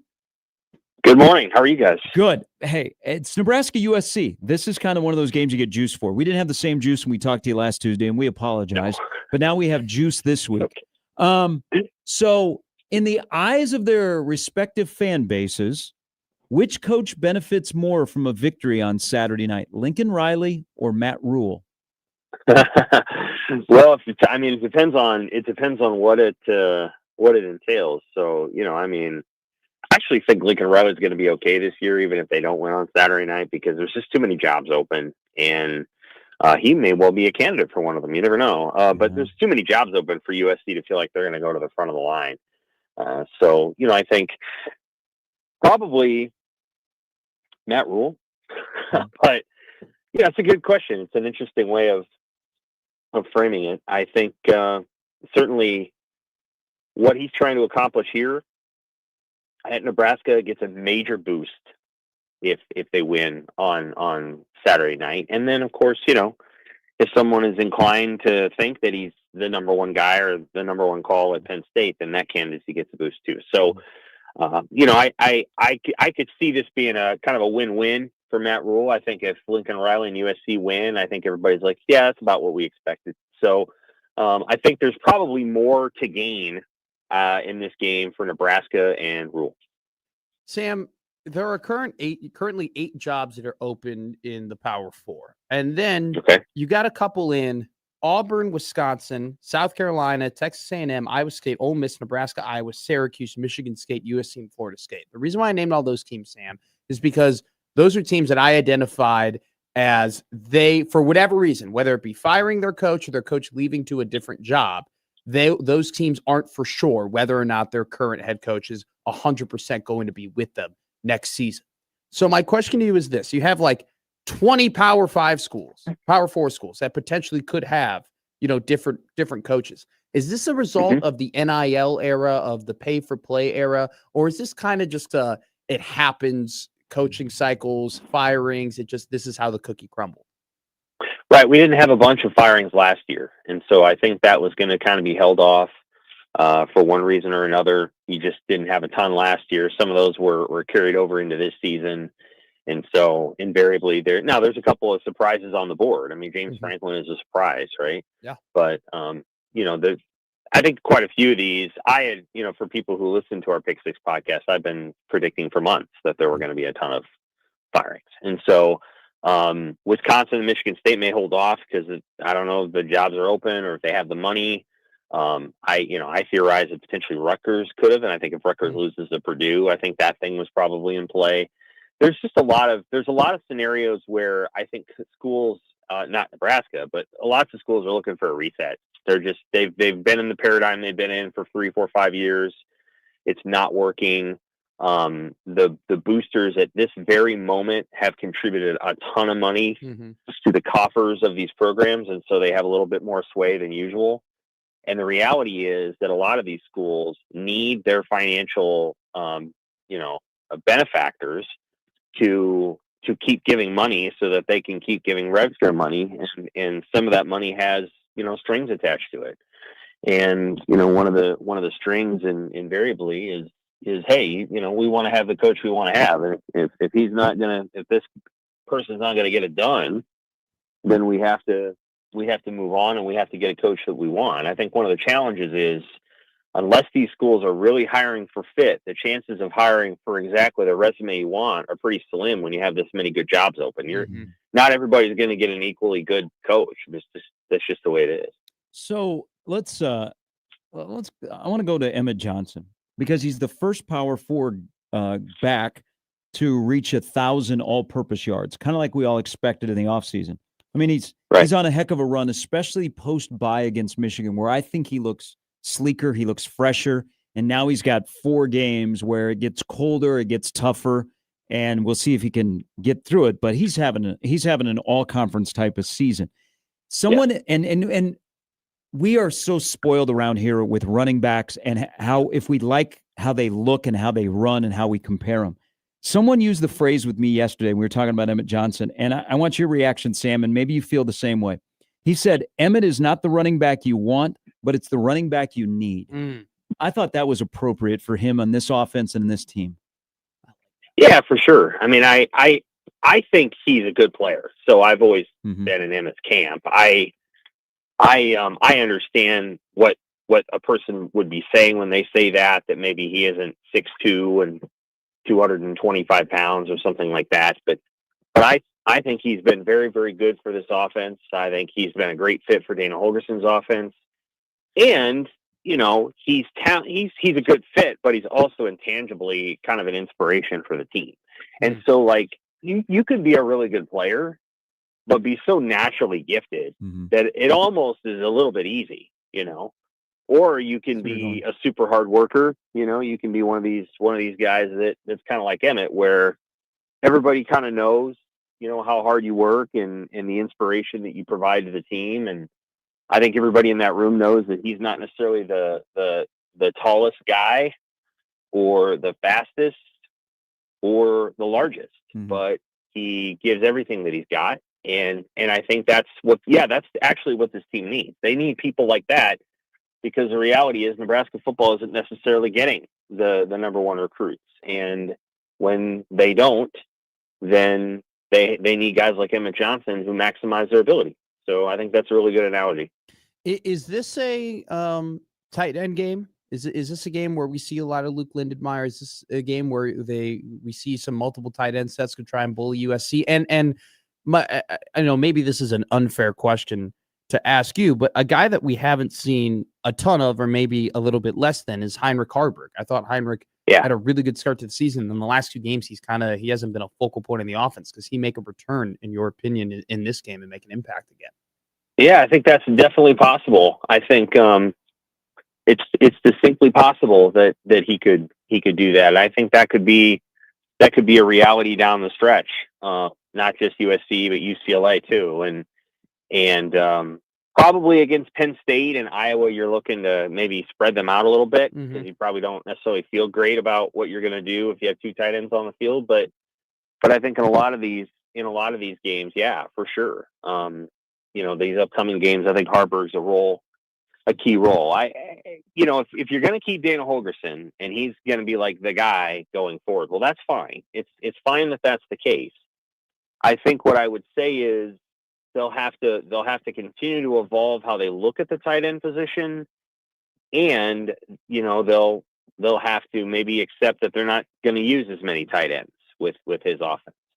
I think Janiron Bonner is probably more of the ideal frame, or, you know, they got a guy visiting this weekend who's a 5-star, and he's like 6'7" and 225 pounds, and you'll always find a place for that guy. But I think going forward, it may be that you're looking for that sort of 6'1.5", 6'2", 220 pound adjuster player like Bonner, who can kind of block and he can kind of run, he can kind of catch. And I just don't know if Haarberg is quite there yet. I mean, he hasn't been playing the position forever. So help me with USC here, because, you know, I mean, Maeva a year ago was making his first start against Nebraska, and I think he's a really good quarterback. I think he might be the best quarterback Nebraska's faced so far this year, maybe just slightly ahead of Sorsby. It could be 1A, 1B.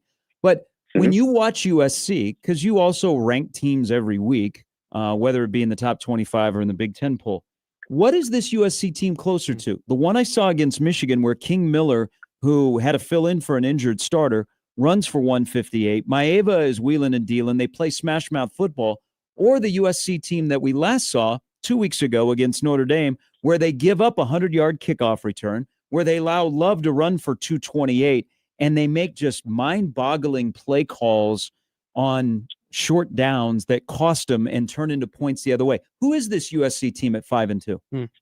I suspect it's going to be more like the Michigan team, the team that played Michigan. And here's part of why. I think you play Michigan, they played them really well, but invariably, part of what happens is you get beat up. You get physically hammered against Michigan, even if you win the game. It's a physical endurance test.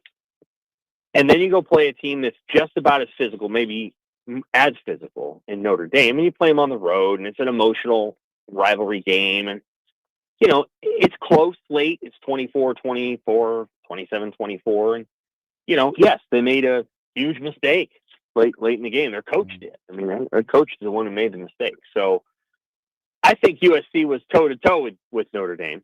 And that was a pretty close football game, but they played better against Michigan. Mm-hmm. And I think one of the things that you're going to see is that USC is going to be fresher. So they're going to be fresh. Now, that said, they're 2-5 in Big Ten road games since joining the league. So last year they were 1-4. This year they're 1-1. They beat Purdue and they lost to Illinois. So this is not a great road team in the Big Ten. And we'll see if the bye week helps them. I think it probably will, but we will see. I think that's something that's still sort of lingering out there. The USC team Nebraska is going to get will be a team that has been spending 2 weeks planning. And no, they didn't spend 2 weeks planning for Oregon in a month and a half. They're going to put a lot on the table against Nebraska because Nebraska's good enough to beat them, and it's on the road. And I think USC will be very prepared to play on Saturday night, and Nebraska's going to have to play just as well to win the game. You bring up a great point. USC averaging 52 points per game at home, 28 points per game on the road. You look at their defensive split too. Yeah, you look at their defensive statistics here, Sam, and advanced and vanilla stats. This is a team that they only give up 23 points per game, but they do give up a lot of yards, right? And teams have high success rates against them, and they have a pretty bad available yard percentage from a defensive perspective, yet they don't break as much as you think. Is this a take the points game because Nebraska is going to be able to get yards, or because you're playing an explosive USC offense, is this a no, we can't trade 3 for 7 game in your opinion? It's the latter. I think that's the way that Nebraska will view it. Now, you don't know until you play the game how many points would have worked, but you go into the game with a thought process. Sure. And invariably what you do is you enter that game and you say, well, the chances of Nebraska holding USC to, let's say, 20 points, which is, 23-20 will win us the game. That's slim. So if you make 5 trips to the red zone, or you make 5 trips inside USC's 30, and you end up with 23 points, which is 3 field goals and a couple of touchdowns, I don't think that's enough. And so I think what you're going to see Nebraska do is say, well, we got to score touchdowns in this game. We can't afford to get 3. It's entirely possible that 23 points is enough or 24 is enough, but I think Nebraska will go into the game knowing that they have to go for it on 4th down, and they're going to have to execute in the red zone. Sitting in the room yesterday, going through injuries, and we all feel bad for Teddy, and that's it for Teddy. What's your read on Gatula for this weekend? Because if not, you have essentially 2 guys that can play tackle, and they're both starting in Pritchett and Corcoran. Yeah, I think it's going to be Pritchett and Corcoran. Don't know that for sure, but my sense is that's how it's going to be. And Nebraska can roll with that. Pritchett, I think, is an above average left tackle when he's not making mistakes. And Corcoran has played the position a lot, and he's a good run blocker. So I wouldn't necessarily, I was kind of surprised that they played Prohaska over Corcoran on Saturday, to be candid. So it surprised me a little bit early in the game. And I think Corcoran will do okay. Of course, he has to stay healthy and has to go through that. I mean, he's been through a lot in his career. Talk about injuries. Obviously, Teddy's had the worst of it, but Corcoran's right up there. I mean, he's probably number 2 among those linemen. If he, for some reason, gets banged up, then you're going to Tyler Kinneck. And then after that, you're probably looking at one of the younger tackles, probably Sean Hammerbeck. Oh God, I think you'd probably go there, or you'd go to like maybe a walk-on, not who Brooks. might be in that. I don't not a tackle. think so. Okay. He's not a tackle. Oh yeah, he's a guard. So no. They don't have a lot of tackle bodies. So it would have been really good to have kept Grant Segrin, and Grant transferred and he went to Oklahoma State, and now he's in the portal again. Yep. Maybe he'll come back here. And they may say, hey, you can come back and you can start. I don't know what they're going to tell. I don't know what the conversation will be, but it would have been helpful if he would have been here, because he would have been starting the last however many games. Yeah. I mean, he was a good player and coming along. So I think Hammerbeck, I don't know. I'd have to go all the way through it. Guys that hadn't played yet, because they've essentially rolled with the 5 starters in the Big Ten. I think Right. Yeah, Corcoran played 47 of the 61 snaps. The other 4 linemen played every 61, including Spindler with his club. Oh yeah, you got to do that once you get into these games because it's just too important to keep everybody on the same page. And I know I'm forgetting somebody. The kid from Scottsbluff, Brock Knudsen, might be an option there too. So, but they're thin there for sure. And the team in general is kind of beat up. Yep. They've got, what do they got here? They got 2 more games in this run. So they started this run with Michigan State, then Maryland, then Minnesota, then Northwestern, and then they got USC and they got UCLA, and they're getting banged up. And so they're going to have to get through this game. And then the team that's going to go out to UCLA is going to be tired and beat up, and they're going to have to pull. They're probably going to have to dig pretty deep because UCLA will be coming off a bye. They're going to have to dig real deep to beat UCLA. I know that sounds crazy, but like, this is the Big Ten. This is life in the Big Ten. It's not easy. The physical wear and tear is significant, and Nebraska's feeling it a little bit this week. I think they're going to put a lot into this game. They got a shot, and then they're going to have to go out to UCLA and really, dig deep to win that game. I agree. Sam, thanks. We'll see you this weekend. All right, take care. More optimistic or less optimistic after that conversation? The offensive line thing is an issue. On a separate note, I did go back and look. I don't think Segrin is did not allow a sack at Oklahoma State this year.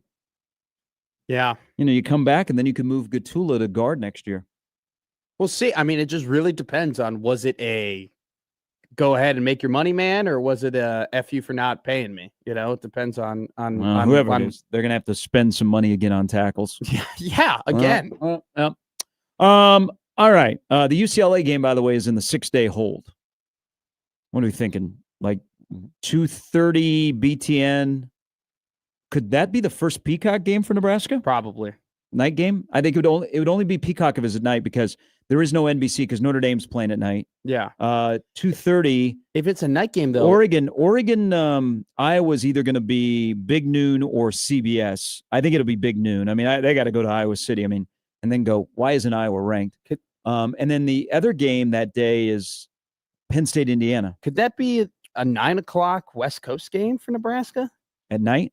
Yeah, if it's on Peacock, like 6:30. Okay, because didn't they play their late game against UCLA on Peacock? No, that was a Fox game. That was a Fox game. Special, okay. like 10 o'clock. If they were going to play, if they were going to be on the Peacock, they would be like 6 or probably 6:30 local time. I just asked that because I'm like, absolutely not. You 6-day holds suck. They do suck. Not good to the fans. We'll talk to the fans, y'all. We got lots of reaction to what we just talked about, and also the best worst 6-2 team in America. It's coming up next on 1620 The Zone.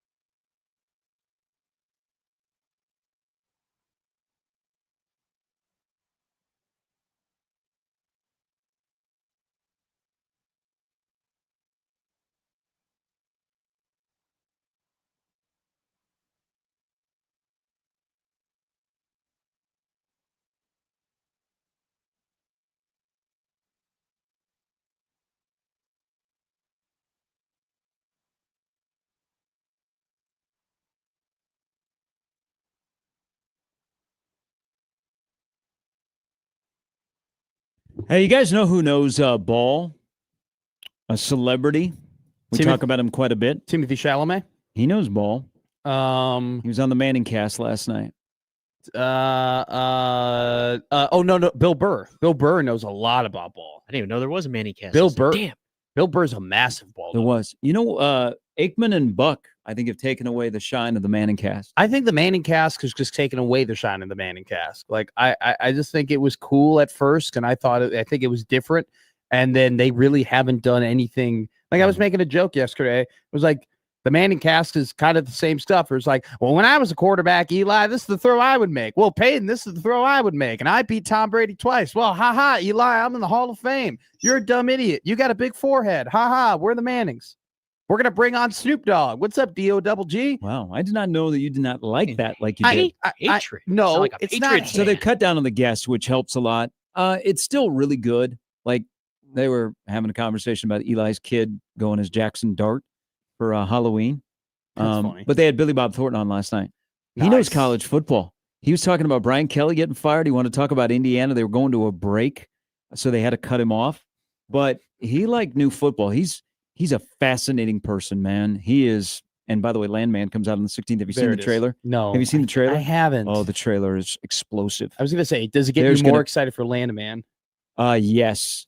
I was- But to watch season 2, you definitely have to watch season 1 because Monty dies, and then you won't understand. Whoa! You won't remember. You won't remember. You just spoiled it. No, most people know by now. I know who Monty is. Yeah. Isn't that Ham? Yeah. Yeah. I Yeah. didn't know that. Then you watch Mad Men. He lives. Does he? Yeah. I don't know. Is he in Such a strange ending. No one ever. Yeah. Remember, there are 2 shows people will binge watch, and Breaking Bad is like a must Mhm. that you binge watch. You'll go back and watch again. Better don't Call everybody Saul, say- so good. Mad Men or Ozark, Oh, the Ozark I have binge watched. Yeah. That was awesome. but like have watched it through one time and Yeah. gone back. oh, I haven't gone Yeah, back. this is going back. Oh, this to is watch going it. back? Yeah. No, I don't. Yeah. I'm not a go back All right, guy. so you have until the 16th of November to watch Landman season 1, because season 2 looks like just like the oil rig. Looks like it's gonna blow up. Just like the glory hole. Yeah. Hey, and you got Sam Elliott as on Billy it. Bob's dad. Yep. Yeah, they were talking about Jerry Jones' acting performance, Yeah. how authentic it was, and how the set was like just blown He away. should act like a ball knower.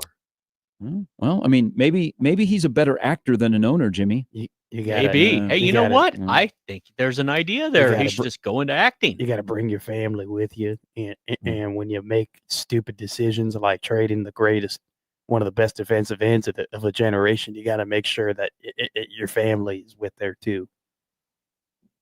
Go Cowboys! Not bad. Clint says The Wire. The Wire ages really well. Yeah, Omar. been watching Entourage clips on YouTube. See, I don't. We were actually talking at home if you'd heard Entourage. It's like, Oh, I yeah, think Turtle. so. Yeah. Here's my whole thing. Like my generation, like we I don't think that says a lot about you. The first person that you associate with Entourage is Turtle. I The think Turtle. I Can we think- watch the I think- Turtle show? I think Turtle's funny. I He think is. he's a He is. really That- funny I think character. that says a lot about your personality. Well, I just you know, I just love Because that I would have Turtle. thought you'd say Vince. no, Vince is all like he's funny too. Now there's some great Vince. So this is what I was saying. My generation, there are plenty of us who do sit down on Netflix and sit down and buy these subscriptions and actually binge watch. But there's also a lot of us that just watch now shows via YouTube or ADHD TikTok, you know? generation. And I just see a bunch, seriously, I just see a bunch of these clips and I get to like, Mm. I feel like I've watched the entire saga of Game of Thrones on YouTube shorts. Like I know everything that Mhm. happens through YouTube shorts. Like, We're trending towards idiocracy. yeah. So that's just one of those things where I'm aware of all of Not these shows sure. and what happens. It's just, I haven't sat down and watched them. They just like Suits. Everybody loves Suits and knows about Suits because of TikTok. Yes, it was extremely popular leading into Suits LA, which was just an absolute bomb. You were excited for Suits LA. Yeah, they tried to be too much like the real Suits, and they didn't have the right characters. What's the one? The plug got pulled really quick. They lasted one season. What's the one with Axelrod? Like that was Suits, but like in David inve- Axelrod, No, the politician, That's what I no. thought. It was it On was the like news? Suits, but it's for investing. You know, it's like Billions. maybe. Yeah. I think they like bring up Pearson Spector at some point. All right, Brian Christopherson's coming up in about an hour. Andy Kendi is So this coaching carousel that is not over, Oh God, no. there may be another one to fall. Brent Venables should just be ziggied for his comment he made yesterday. He did the Scott Frost against Michigan comment. Got beat pretty handily and said we were the better team. And then the wrong coach to take a swipe at is Lane Kiffin, who will respond publicly. Put him in a body bag. So Marcus Freeman has reportedly turned down interest from Penn State and Florida for an interview. Good idea. Great day for Notre Dame. Notre Dame wins the 4-year battle with Brian Kelly. Oh, big time. So Brian Kelly out at LSU. Their guy, Marcus Freeman, who you knew that. Just look at the video of Marcus Freeman's first interaction with his team when he was introduced to the head coach compared to Brian Kelly's. Night and day. We should all have that reaction for us. So I think, great video. it's good to be the head football coach at Notre Dame. I mean, life is pretty good. USC may not want to play, but now it sounds like Michigan and Notre Dame might get back playing each other. All right. I think Marcus Freeman is first of all, he's young. Mhm. He is, I think he's very centered. He has a CEO style. Yeah. I'm not saying he's the best coach in the biz, but he's a really good football coach who, again, the two coaches in the national championship game last year were coordinators before they got promoted to their current jobs. Brian Hartline, someone hire him, please, from Ohio State. I think the only job that Marcus Freeman leaves Notre Dame to go for would be if he got the itch to go to the NFL. You don't think Ohio State? You don't think he'd want to go back to his alma mater? That would be on the table. Yeah, but I would put that above the NFL. But I don't know. I think I don't know. I just don't know if you can make. I the jump. think you're at Notre Dame, and Notre Dame is a great job. Oh yeah, you're not in a conference, but you still have a path to the playoff, and of course now a path to win the national championship. There would be the direct pull of Ohio State, but you go to Ohio State to get fired. Like, how did that job open? Did Ryan Day over a 5-year period just fall apart, or did Ryan Day leave to go to the NFL? I say the same thing. Why would you ever leave Ohio State? Well, now why would you ever leave Notre Dame? I think he would be. I think he'd be more inclined for an NFL style. Yeah, if he wants to scratch that itch. If not, I think he could be at Notre Dame as long as he wants. I think that Marcus Freeman, number one, has done an incredible job of embracing the Notre Dame fan base and kind of connecting with them. And one of the biggest things he did was bring back the pregame masses. That was a big deal for him. And I think it was one of those things that bothered me. Brian Kelly got rid of him? They didn't have him. Really? They didn't have I him. thought that was just part of the Notre Dame lore. No, he brought him back. That was one of so Marcus Freeman tells a story of like when he visited. How do you not as a football coach at Notre Dame? Then again, your kids go to like game day mass. I thought that was like a tradition. To be fair, in the Bible it says thou shalt not kill kids from a big giant scaffold. Wow. So that makes sense with Brian Kelly. Wow. Jimmy, I bet when you heard the news on Sunday, you went outside and lifted your hydraulic lift. Yeah, put it at half mast. So when he became the coach in 2022, he reinstated it. It was no longer. Wow. It was no longer a deal. And so when That's he became, sacred at he Notre told the was story. that a COVID thing? Maybe I don't know, but he told the story of when he started coaching at Notre Dame. Mhm. He was like, I remember when because he visited Notre Dame before he played at Ohio State. He's like, I remember visiting Notre Dame, going to a pregame mass, and that was like the coolest part. And so when he became the head coach, he was like, we gotta reinstate. I remember this. that from Lou Holtz days. And that like for Notre Dame fans was like, hell yeah, like thank you for doing that. And then I think he just relates to recruits really, really well. And I think he's just a cool guy. You're saying nice things about Notre Dame. He's made them likable. Your cirrhosis is going to take over now? No, I'm saying nice things about Marcus Freeman because I do The think head coach that at Notre Dame. Yeah, I think that there are Friend of times Omaha. where it might be hard to convince some kids, hey, you're going to come to this private Catholic university in the middle of nowhere, Indiana, which, by the way, like you wouldn't really know a ton about South Bend if Notre Dame wasn't there, right? Like, Whoa, the South Bend Cubs. they're not Beautiful ballpark. South Bend, look, South Bend is not a place where it's like you go to Notre Dame and then you start a business in South Bend. All right. You go to Notre Dame They're in and a then league of their own. you start a business elsewhere. College Football Okay. Hall of Fame used to be there. You know I'm right. You know not I'm very far from totally correct Chicago. here. So Marcus Freeman has done an incredible job You can recruiting. see Gary, Indiana from there. Yeah, that's not a good place. That's not a good place to Hey, see. we have a listener who is the pride of Gary, Indiana. Look. Shout out Sean Buchanan. Sean, you're awesome, man. But you can admit, Gary, Indiana. Michael is, Jackson is from Gary, It is Indiana. not a great Hell, place. They to got a grow great up and be casino at. in You're Gary, named Indiana. after the It is town. not- Gary, Indiana is not a safe place, and it's not the most attractive place to bring people. And so is it. South Bend isn't either. And so Marcus Freeman just being a cool. Hold on. You're telling me that South Bend, Indiana is a violent area? No, South Bend is Gary. South Bend, Indiana? So Gary, I visited my streets? buddy. I visited my buddy at Notre Dame, and we were at Noof's, which is like their big bar. Yeah. And we were there, and we were trying to get Ubers, and everybody was trying to get Ubers at the same time. And I asked Mike, I go, hey, how far's the walk? And he's like, it's about like 30 minutes. And I'm like, shoot, we can do that. No big deal. Like, Just pulled it Tom Brady, but go ahead. yeah. Anyway, That was very subtle. I Nicely don't done. think anybody caught it. Anyway, I was like, why don't we walk? And he was like, you don't want to walk. And I was like, is anybody gonna walk? Nobody walked. Like, yeah, it's not a good area. It's not a good area at all. Was he South more Bend is worried about your crime town? cardio? It's not, it's just not a good area. It's not. Well, Marcus Freeman's made it a good area. Wait a minute. So Mayor Pete, before he went to the White House, he had a crime town in South Bend?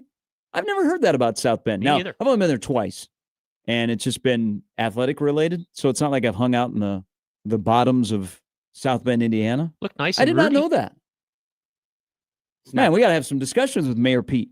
How come he let South Bend become crime town? The number one. How does Notre Dame ever get any players? You've been to South Bend when you for a look up football South game. Bend, Indiana, the number Now, one granted, thing is there were more Nebraskans there were there than South Benders. That's true. I'm not saying that South Bend is like the most violent place in America, but it is not the safest place. Okay, it is not. It is That's known to Lincoln, be not according the to the safest show. place. And so, Wow. but my point was not the crime rates of South Bend, Indiana, and Gary, Indiana. My point was Marcus Freeman. Touchdown Jesus is blushing right now. He's got some problem. You got to clean up South Bend, according to Matt. I mean, it's not the best place, and Marcus Freeman does a No, very good job of relating to recruits and bringing in Yeah. people who may not have gone to Notre Dame before to go to Notre Dame. Now, granted, I do know this. The campus area is very, very nice. Oh, the campus area is very safe. The outskirts are probably what you're talking about. Yes. I'm not talking about the campus at all. The campus is beautiful. Campus is all. I'm talking about the out. There are bad parts of South Bend, but that's not my point. That was not South my Bend, point at all. South Bend more crime town than Lincoln, you think? Mm-hmm. Because this may affect Way more. Nebraska. This may be Way a more. poll. Way more. Way more. All right. So for you 50 to 60 recruits, including Ahmad Hudson, who coming to town this weekend, be safe. The other reaction that I would love to see in this whole coaching cycle is LSU tries to figure out what they're going to do. So I watch Feinbaum, and especially after I like to watch Feinbaum on Mondays Okay. because after an SEC weekend, you never know who's going to call in. It's just going to get crazy. Or there's controversy. Now, Brian Kelly has tried to rehab his image by going on weekly with Feinbaum. Really? Yeah, and it's Interesting. I don't know. It's Is it going to work? Feels like a friggin' politician. He probably is. Well, he's 64. I don't know why you'd hire him. His personality. The two guys that got fired from two schools, they go, what are you doing? I think it's a lot of it had to do with personality. But this is what I would tune into Feinbaum. And if I was the SEC network that has Feinbaum's show, I would cut into programming immediately across all my platforms and air his show if Saban went back to LSU. Because the reaction, I don't think it is going to happen, but it's worth a phone call. But if it did, I would bypass doing our show to carry Feinbaum's show to have the reaction of Alabama fans that Nick Saban left Alabama, said he was done, all of a sudden goes to their rival next to Auburn, LSU, and is now back in the SEC. And even though Kellen DeBoer has kind of turned things around, you would have to look at Saban in purple and not living in Titletown. Oh, give me all of Feinbaum. Give me all of the Deep South. Give me the reaction and give me the sauciness.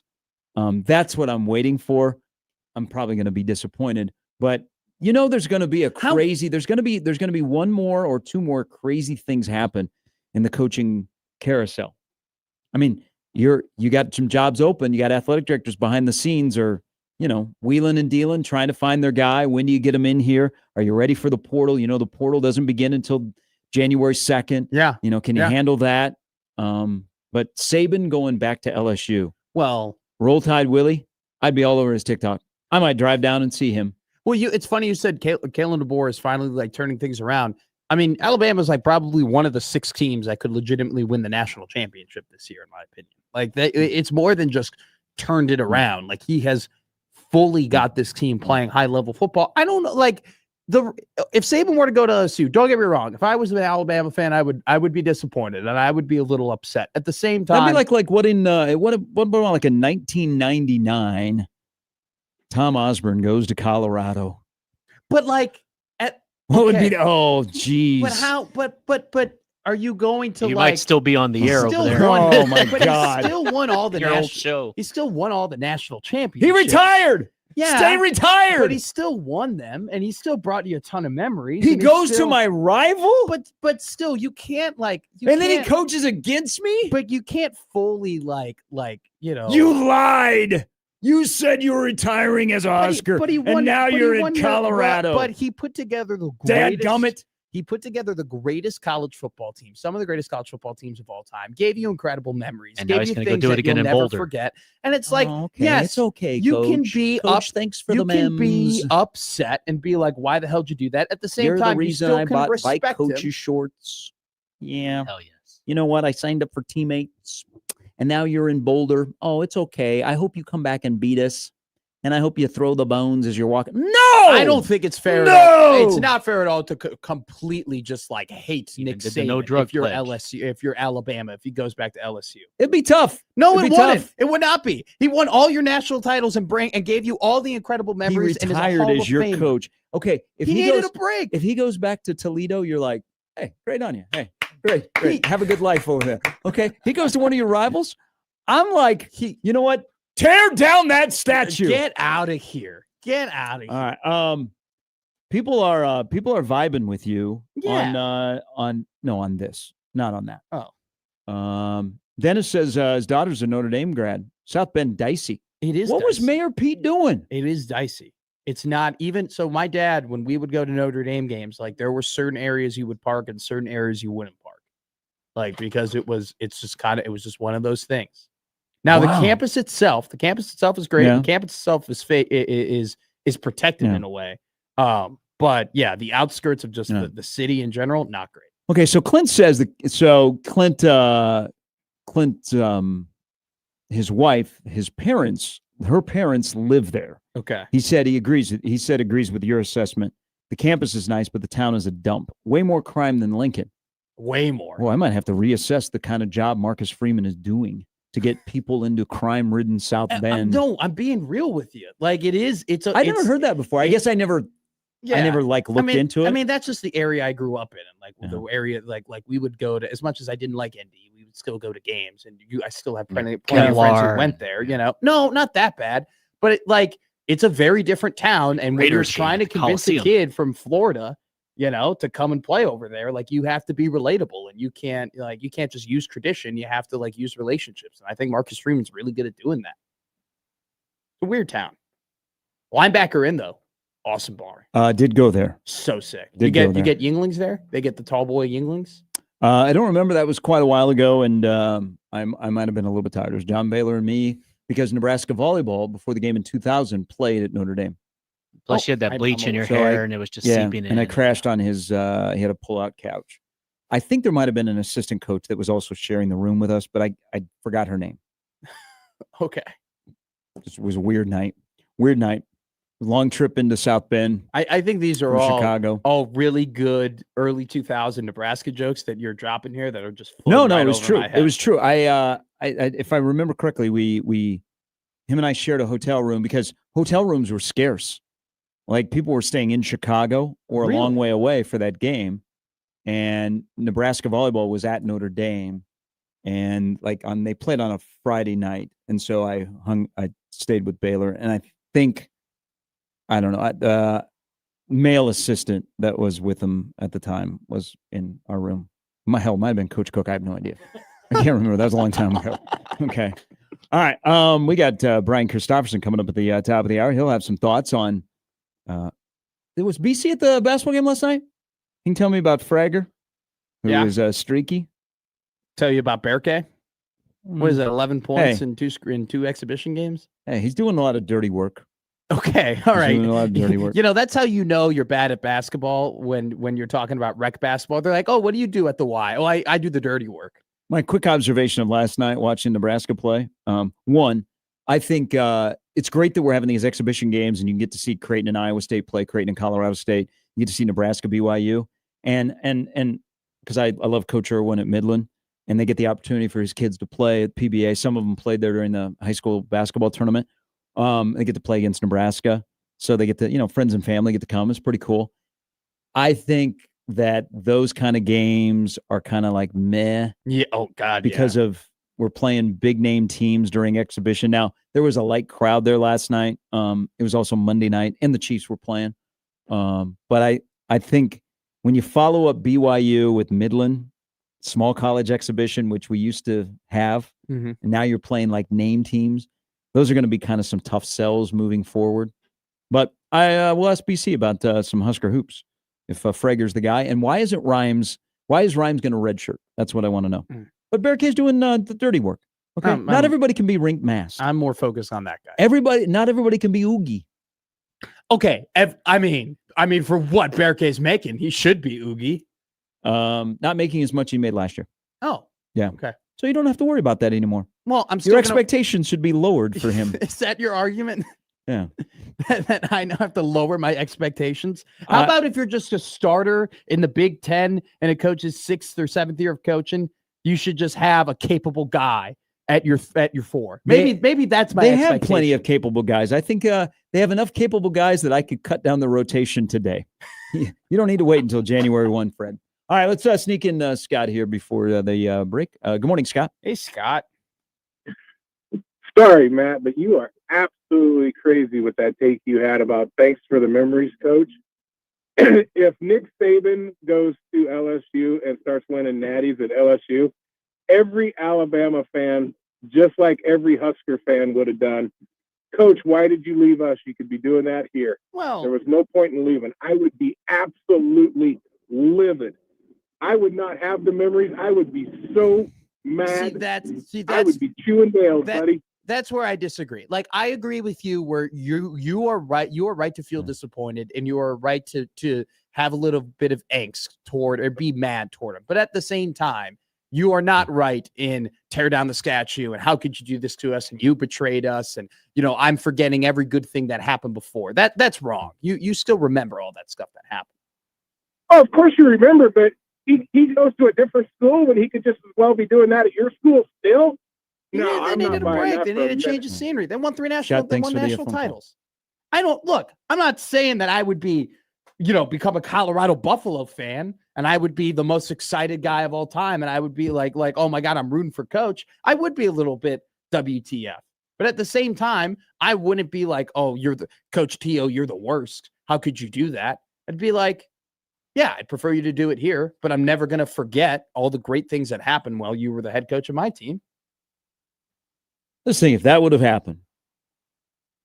What would the complex be called? See, that would be a little bit different. What would the zone have been like that? That would be would there even be a zone? It would be a little bit different because I've been on the air yet. If like Saban had gone like multiple years and then got drawn back in. Like if you're just going from 1997, you're the coach, and then 1998, you're like a Colorado, like that's just different. That's just jumping ship. If you retire in 97 and then you wait like 4 years and then you go back into it. And you go to Colorado still? Well, I'm more so talking. I think my take is very well mannered here. I don't think you understand the Colorado hate around here. No, I do. Oh, it would, yeah. You think people would just say screw everything that he had done in the past and it doesn't matter anymore? I mean, eventually you'd come back, but not in the moment. Chris says, Gary, Mobile, Alabama would burn down if Saban goes back to LSU. I'll be your boots on the ground correspondent. Roll Tide, really, man, he might not make it. There are sometimes he don't make it. He would not make it. By the way, good follow on TikTok. All right, quick break. We'll come back. Brian Christopherson coming up at the top of the hour.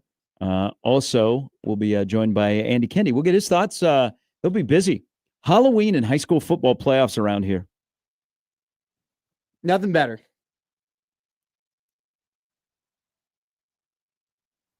Think people will wear costumes on Saturday?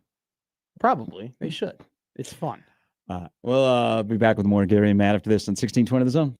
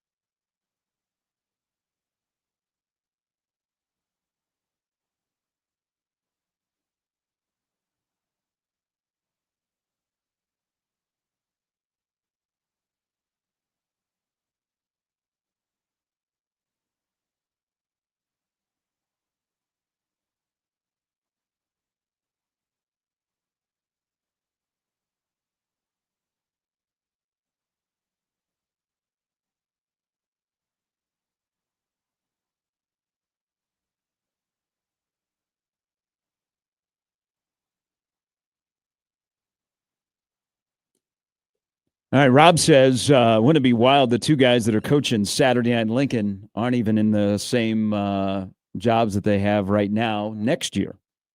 Wild stuff could happen. Wild stuff. Remember, there was a time where Cincinnati football, as a group of 5, was rolling, and Luke Fickell was the head coach, and Marcus Freeman was his defensive coach.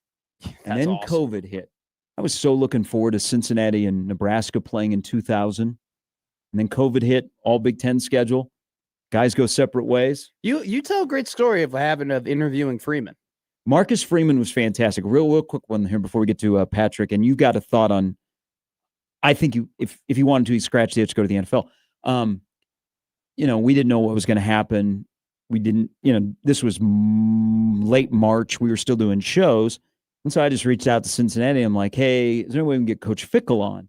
Because no one knew at the time that the season was going to be canceled or the non-conference going to be canceled. And they're like, Coach Fickell isn't doing any interviews. And I said, it's not going to be about COVID and handling it. I'd like to talk football. And they go, well, would you like to talk to our defensive coordinator? And I was like, yeah.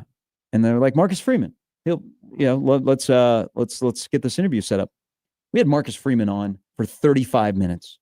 That's awesome. It was awesome. Like, it was so football and life. And I remember saying to George, who was the producer at the time, I'm like, that guy just talked to us like he's a head coach. Yeah. And I was like, wow. And he was like super cool. And he was, we were talking football and his background. And so I think, if you were going to say no to Penn State, you were going to say no to Florida.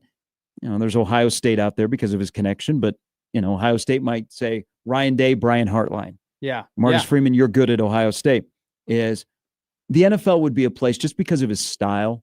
I think he would be able to scratch the itch. Somebody would like him in the NFL and see what kind of success he has, but he'd still be young enough that if it didn't work out, he could come back to college somewhere. Yeah, I see that, but I just think the transition from the college to the NFL is just so hard. So you think he would go there as, what'd you say, a defensive coordinator? Well, maybe I think what would be better for just college coaches in general, if they eventually want to become an NFL head coach, is to get a couple of years on a staff and learn how to interact with players and learn how the relationships are different in the NFL compared to college. And just kind of, things are done so much differently at that level than the college level. So I think if you go if you're a group of 5 coach, maybe, yeah. I don't think you go from the Notre Dame to a DC. No, not at all. Not at all. From head coach to head coach. Which is why I would say just stay where you're at. Just stay at Notre Dame. It's a good job. I just think you look at the last couple of coaches, Urban Meyer, Cliff Kingsbury, Matt Rule, those transitions did not go well at all. And you can name way more coaches that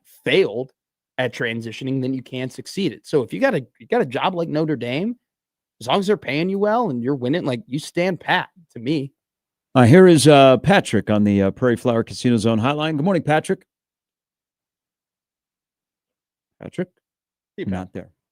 He respectfully disagreed with Matt. Look, I'm not telling you about I'm not telling you how you should think on that hypothetical with T.O. back in the 90s. I'm not telling you how you should think. I'm just telling you my opinion, how I would react to it. Okay. You want to react to it the way you want to go crazy and say that you would hate it or whatever. That's fine. That's your opinion. I just wouldn't react. I wouldn't react that way. Matt doesn't hold grudges. No, he's better than me. Yeah. Chris says you can't have T.O. coaching the Buffs on Tom Osborne Field in Memorial Stadium. Mm-hmm. Be awkward. Mm-hmm. That'd be really awkward. Yeah. Plus, he'd have to make up with Ralphie. Well, yeah. I mean, I wasn't saying that I would be a Colorado Buffalo fan or anything like that, or I would be rooting for him or any way, shape, or form. I just wouldn't be as mad as I would still be mad. I just wouldn't be as mad as other people. That's all I said. It wasn't even that. I've said way more controversial things. All right. Brian Christopherson, who never says anything controversial. He'll join us coming up here in a little bit. Really want to know who provided the jet to get Trey Taylor to the game on Saturday. I'd like the, it doesn't happen very often around here because there's not as many shared stadiums, or if there are for the playoffs in high school, you play doubleheader like at Elkhorn, they're going to play a 4 and 8 o'clock game. But in Illinois, it's a little bit different. So they're playing at, what is his high school team playing at 1 on Saturday? 1 o'clock, yeah. I kind of like the Saturday. See, high school football on a Saturday afternoon when you're in areas that college football isn't big, like the East Coast, Saturday high school football is kind of a big deal because they're all NFL. Yeah. I kind of like the Saturday playoff game for high school football. It was fun. So they're playing at 1? They're playing at 1. They're playing against Normal. They're going to kick the crap out of them. I went to a Saturday 1 o'clock playoff game against the number 1 team in the state at the time, and AJ Henning was There's a name. yeah, he 1 was o'clock, no he, TV. he was committed to Michigan at the time for Lincoln Way East, and so we played him 1 o'clock on a Saturday, and it was awesome. It was a fun time. Now the team that Trey Taylor played 2 weeks ago that he beat, Loyola Academy, Mhm. they didn't put up lights on their football field until 2 years ago. Okay. So they were the number 1 team in the state and won 3 straight state titles in a row, and they played all their games on Saturdays. Sounds and like so college back. It in the was day. kind of like a Loyola thing. And when they would play, when LA would play like Brother Rice or Mount Carmel or top teams at home, like those would be bad. People wouldn't be watching the Cats. They would go over to Wilmette and go and watch Loyola Academy. So He pulls off, and credit to the kid. I mean, he's dedicated to Nebraska. He is committed to this school. Mhm.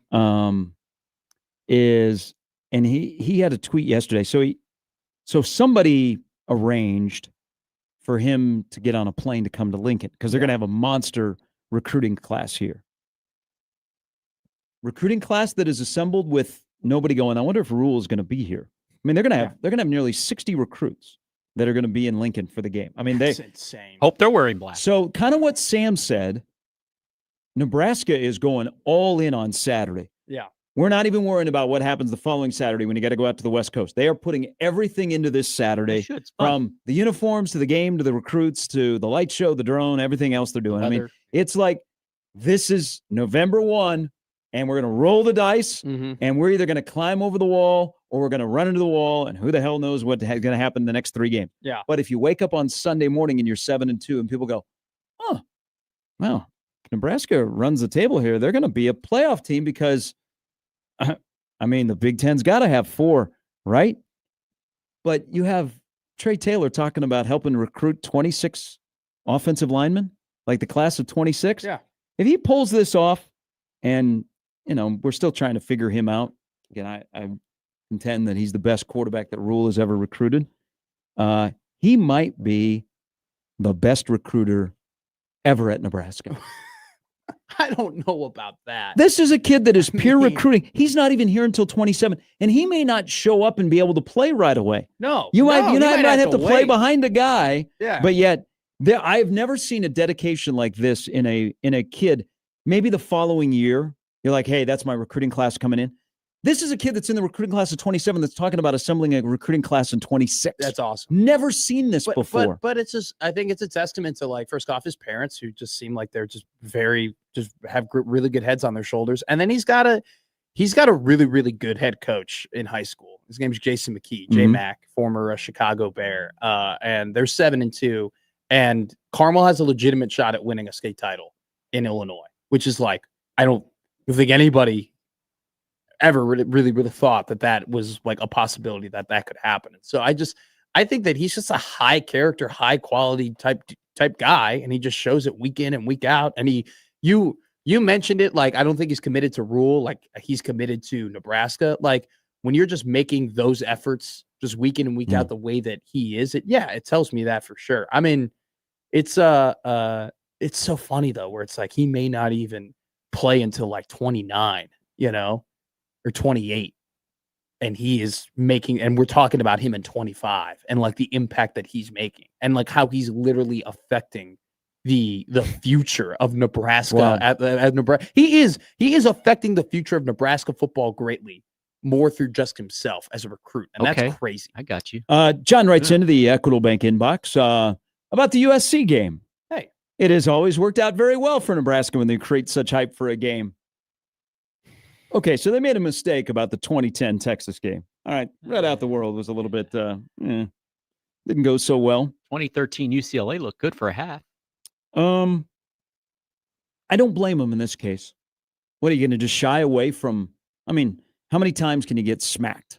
You're going to shy away from leaning into a game? Oh yeah.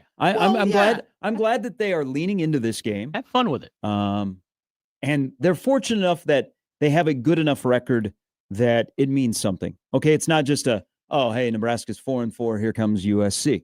They're 6-2, and they still have some things, that they can accomplish that are good things.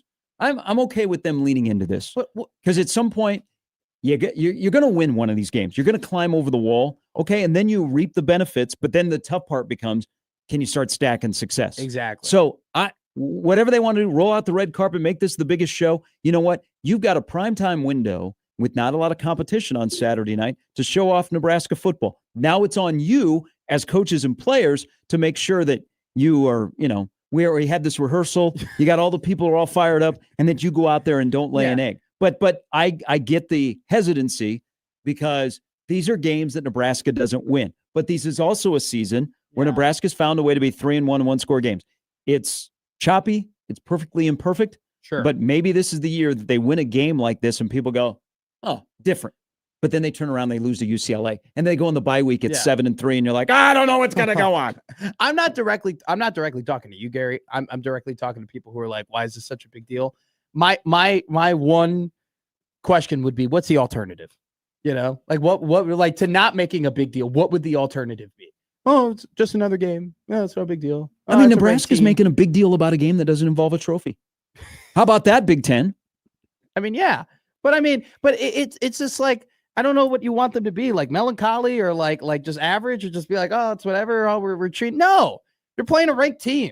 It's a historic college football program. It's a college football program that if you were to beat them, a lot of people would be talking about them. And you are in the era and you're in the year of where things are supposed to turn around. This is the year you win this game.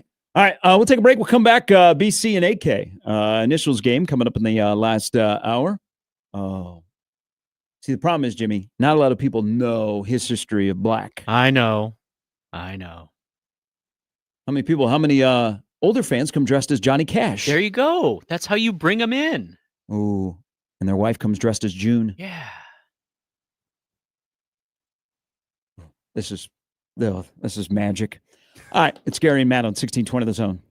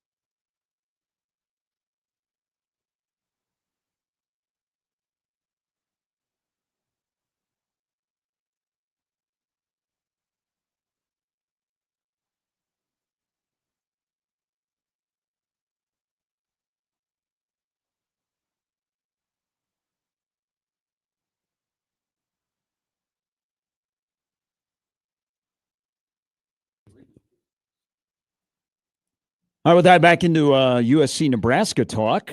When Brian Christopherson joins us here in about 10 minutes or so, last night or this morning, 18 innings of World Series baseball, Game 3, the Blue Jays and the Dodgers. Did you see the traffic of the people getting out? I just got to send TikTok. Oh, really? They're still sitting in line and to get out of the stadium. No way. Well, okay, I'm exaggerating, but yeah. Hold on. So it said you sit through 18 innings of baseball only to sit in this. I would just sleep in the car and go back tonight. Well, and it wasn't, because of the traffic in LA and where Dodger Stadium is located. And that game was early too. That was a 5:00 first pitch. If you ever go to a game out there, about if you're a baseball guy and you want to get there early to see BP or whatever, about the third inning is when all of a sudden you look around, the stadium's full. Yeah. And then by the seventh inning, people are leaving. And the first time I ever went to a game there, I was like, this is weird. And then immediately I was like, you don't understand. You're not from here. And I said, definitely not. They said traffic. You got it. And it's getting out of the Dodger Stadium parking lot because it's basically a circular parking. Yeah. Okay. There's no parking garages. It's just gigantic lots that surround Dodger Stadium. But it's circular and you weave your way. And it's just, and if you're not familiar with, where you're going to get dumped out at, you could be going on the wrong freeway and you're going you're going north to Pasadena or whatever, and you get lost. So people would leave at the seventh and you'd be like, whoa, last night people did stick around because it was a World Series. They also probably paid a ton of money for the tickets. But yeah, the game ended, at 11:50 local time? Mm-hmm. Yeah, so I'm glad that people stuck around. But with that said, and the Dodgers are up 2-1. Okay, so we're now on the same page with Ohtani. Yeah. Not from this planet. Yeah. Last night, he was he's the only player in Major League history, postseason or regular season, to have a game with at least 4 extra base hits and 3 or more walks. That's crazy. So he was walked intentionally 4 times in the game, including times where he was walked and there was nobody on base in a World Series game. So That's wild. Ohtani's GOAT. Could I convince you on my next goal, Okay. his teammate, that Mookie Betts is the best pure athlete playing sports today? No. Okay. No. I just wanted to throw it out there. Best. I mean, I think don't get me wrong, incredible pure athlete. I would say Anthony Edwards is probably up there in that conversation. I think that there probably are a couple like UFC fighters that I would determine, like Merab Dvalishvili, who's the 135. Like, he is absolutely insane. But I think in baseball, yeah.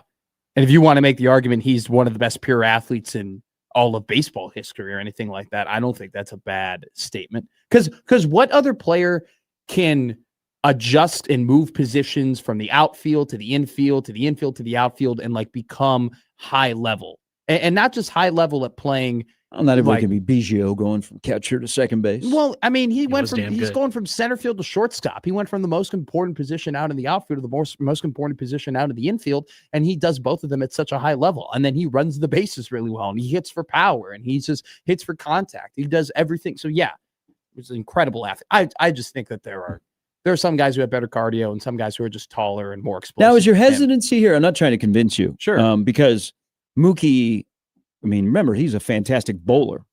Bowlers are real people. Bowling is a real sport. Who do you think you are? I am. You're a good bowler. I'm a terrible bowler. I thought you were. Have you bowled since you're? No. Oh, I don't bowl. I thought you bowled. I thought we had this discussion. No. I thought you had your own ball. Yeah, you'd be great in a We league. never had this discussion. I told you that there are just certain things that I don't dance with, and bowling is one of them. Okay. Well, we saw that by your punishment. Yes. But I regularly embarrass myself. Like, people would be, I had a girlfriend. They go, oh, take her on a bowling date. I go, no, I like her. Like, I want to be with her. I don't want to do that. Now, is that the hesitancy because he's also played football, basketball, baseball. He did all the high school sports. And then he's, like you mentioned, made the move from outfield to the infield. Is there a hesitancy because it's not everybody is Alejandro Kirk, okay? Yeah. Not everybody looks like that. But god dang, can he swing the bat? That in baseball, it's tough to say best pure athlete because of their sport. Yeah. Not the player, but the sport. I think Okay. I think baseball definitely. I mean, you need to be uber athletic to play in the NBA. Like top 1%, look like Adonis, play like Adonis. Like, you need to do that. I think with baseball, you still have to be an elite athlete. Don't Yeah. get me wrong. I'm not saying you can't be, you could be unathletic in the MLB. That's not what I'm saying at all. But it's just like, you don't have to use and perform and show those skills as much as you do other sports. If Mookie Betts maybe was in another sport where you display his athletic ability, I would feel better about it. Sure. You think Mookie Betts, and I'm using him because I'm a huge Mookie Betts fan. Yeah. Who shouldn't be? He's awesome. Is if there, people will say, well, LeBron could play football. He could. I don't think LeBron could play baseball. No. Do you think Mookie Betts could play the other two major sports? He couldn't play basketball, but he could maybe play football. Maybe a slot wide receiver, maybe a slot corner, something like that. Yeah. I don't think anybody can transition from a sport to basketball. Like the amount of hours and shots and dribbles and work that you have to put in. You can't just be athletic and be in the NBA. So Prince Fielder could not play, or No. Cecil could not play in the NBA. Yeah, no. Hey, but Tractor Trailer did. Yeah. But Rest I in like peace. this is like the classic combo of like how many NFL players could be in the NBA and how many NBA players could be in the NFL. Like I don't think any player in the NFL could go to the NBA. Stanley Roberts. Okay. But I don't think as many players as you think could go from the NBA to the NFL. Because I think some people just think, oh, they're tall and they're fast. No. They'd be a good NFL player. How many kids in college do we see that are super tall and really fast and strong, and yet they don't pan out because they don't know how to play the actual game of football? Like you actually have, They'd have to be the Antonio Gates, yeah, Tony Gonzalez, basketball, play tight in a similar kind of position. sure. But that some of the NBA players aren't nearly as Yeah. physical as Antonio Gates or Tony Gonzalez was. Well, this is going to morph into the 100 men versus one gorilla. So this would be a good discussion to 100 have. men would win. I know you told us that after you went and saw the gorilla. Oh God, I think The 50 gorilla are I think 50 men would have beaten the gorilla I was looking at. He wasn't a very big one. a little bit older at the zoo. Mhm. His 40 time isn't as good. His reach isn't as strong as it was. He's there for his his knowledge reaction. of the game. Yeah. I might Mentor younger I might gorillas. go back to the zoo this week. I mean, Not today, though. It was not No today. way. But it was awesome. I had such a good time.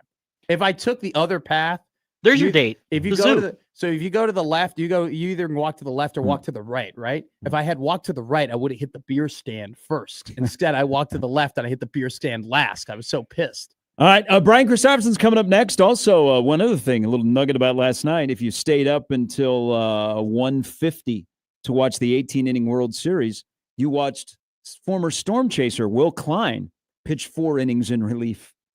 That's awesome. Everything revolves around Nebraska. Yes, it Just does. remember that. All right, we'll talk some Nebraska USC, a little also Nebraska Northwestern. As Nebraska gets ready to play USC as a 6.5-point underdog and a night game. Noah Eagle will be here. Todd Blackledge, Should get one of them on the show. NBC. We had Todd on. They the have show. their pregame show, begins at 6. Channel 6 in Omaha is elated. They're going to have Huskers on their network. Should try and get Noah on. You love Noah, Jimmy. You're one of the biggest Noah fans I know. He's busy. He was doing the Peacock game last night. By the way, their presentation, Amazon and Fantastic. Peacock with the NBA. I know it's only a week in. Yeah. And there's other things to worry about. And there's probably other discussions about the NBA. But their presentation on Amazon and Peacock, they just hired people that just want to talk basketball. They got no politics, no like, I have a beef with this guy because he didn't sign my jersey when we were playing together. They just want to be basketball people. It's great. It's great. Blake Griffin's going to be a superstar in media. I agree. Brian Christopherson, he is as well, and Andy Candy. They'll both join us in this hour on 1620 The Zone.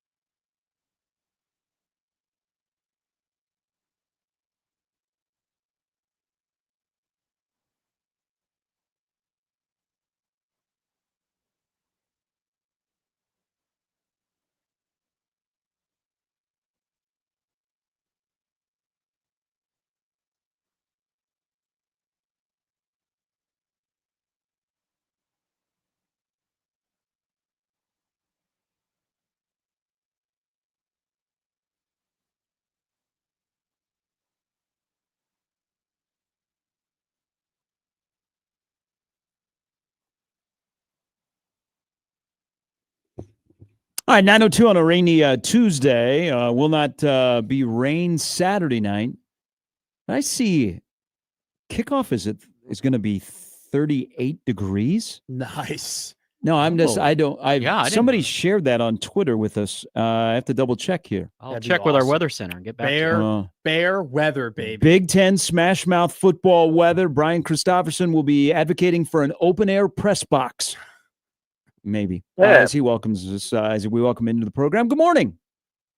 Good morning. Yeah, just put the long underwear on. It's not a big deal. That'd be fine. Hey, I think there aren't many. So there are a few Major League Baseball press boxes that are open air.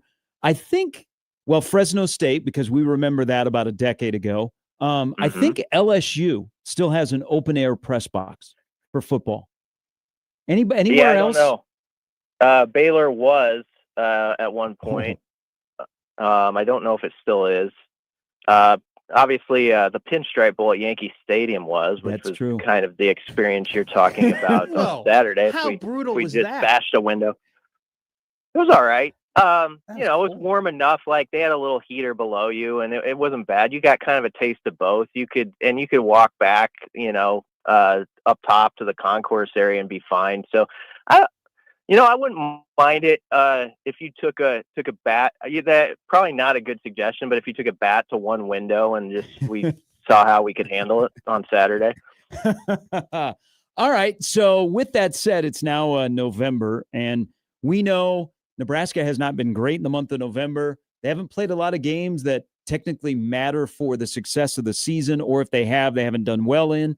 Matt Rule is 1-7 November, but Nebraska's made it to the last month at 6-2. To win in November, is it momentum, or is it, as we've all gotten to know the Big Ten, how you're built? Focus, physicality, run the ball. What do you think leads to success in winning in November for Nebraska to flip 1-7 in the last 2 years, 6-25 since 17?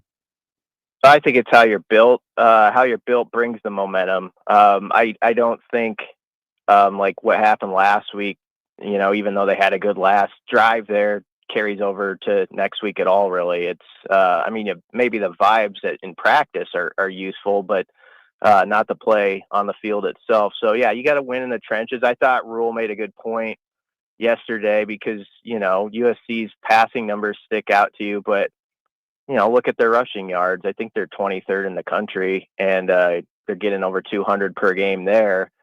And as John Butler said, I'd try to run it on us, see if he could, a week or so ago. And I thought Nebraska's run fits were actually a little bit better in this last game, but they still let one break contain and had another explosive. And so, I think that's the name of the game. Can Nebraska in this month figure out how to shut off some of those leaks that have led to those one or two plays that really damage you on the scoreboard, and I think damage your psyche within the game a little bit.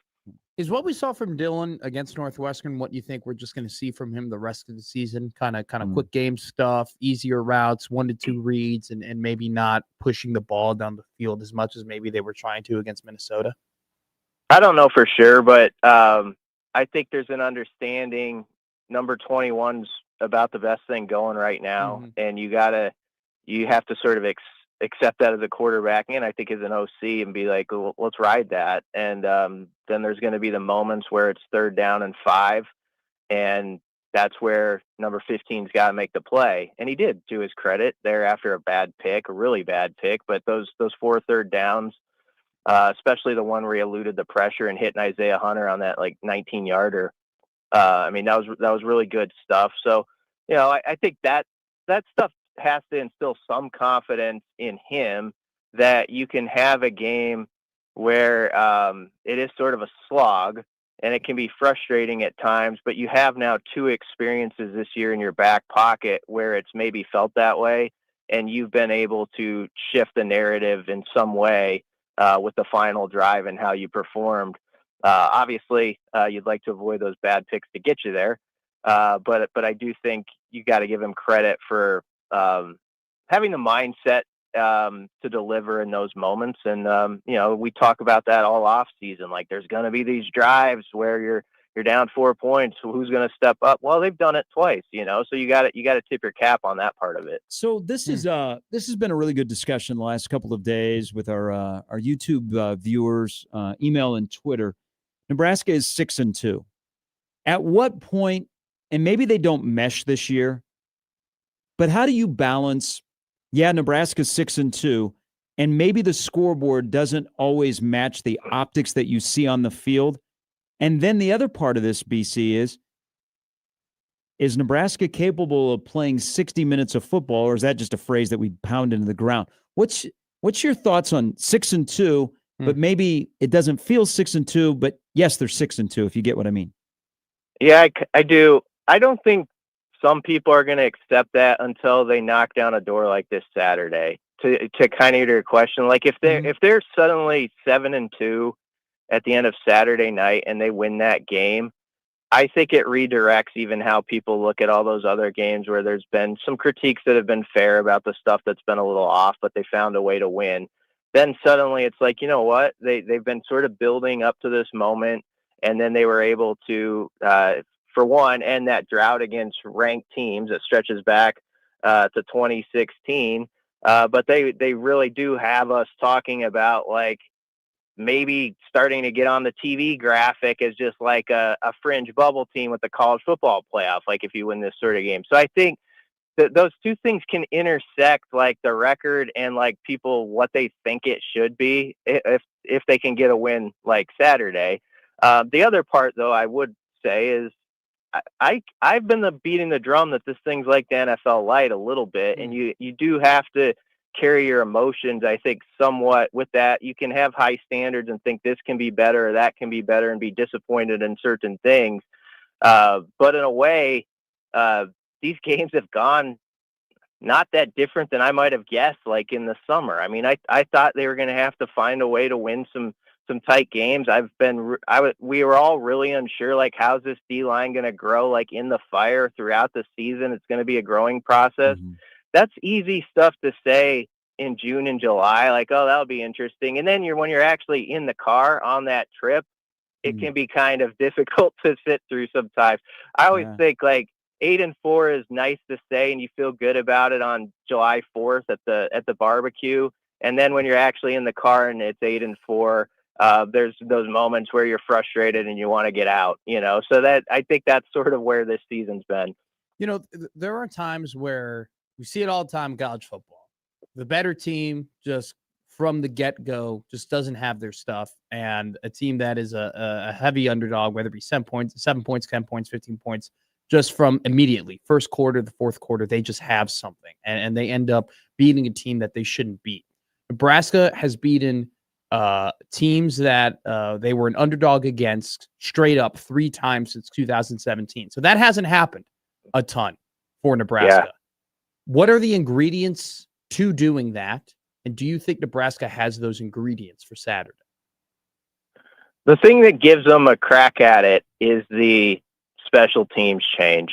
When you have that potential weapon, I mean, I think back to Gary's question, I think that's one of the frustrations. I feel like, the 6-2 thing, some people feel like some of the offensive and defensive stuff has been more like 4-4 sometimes, but it's that special teams jolt, which has, taken probably 2 wins, increased the win total already.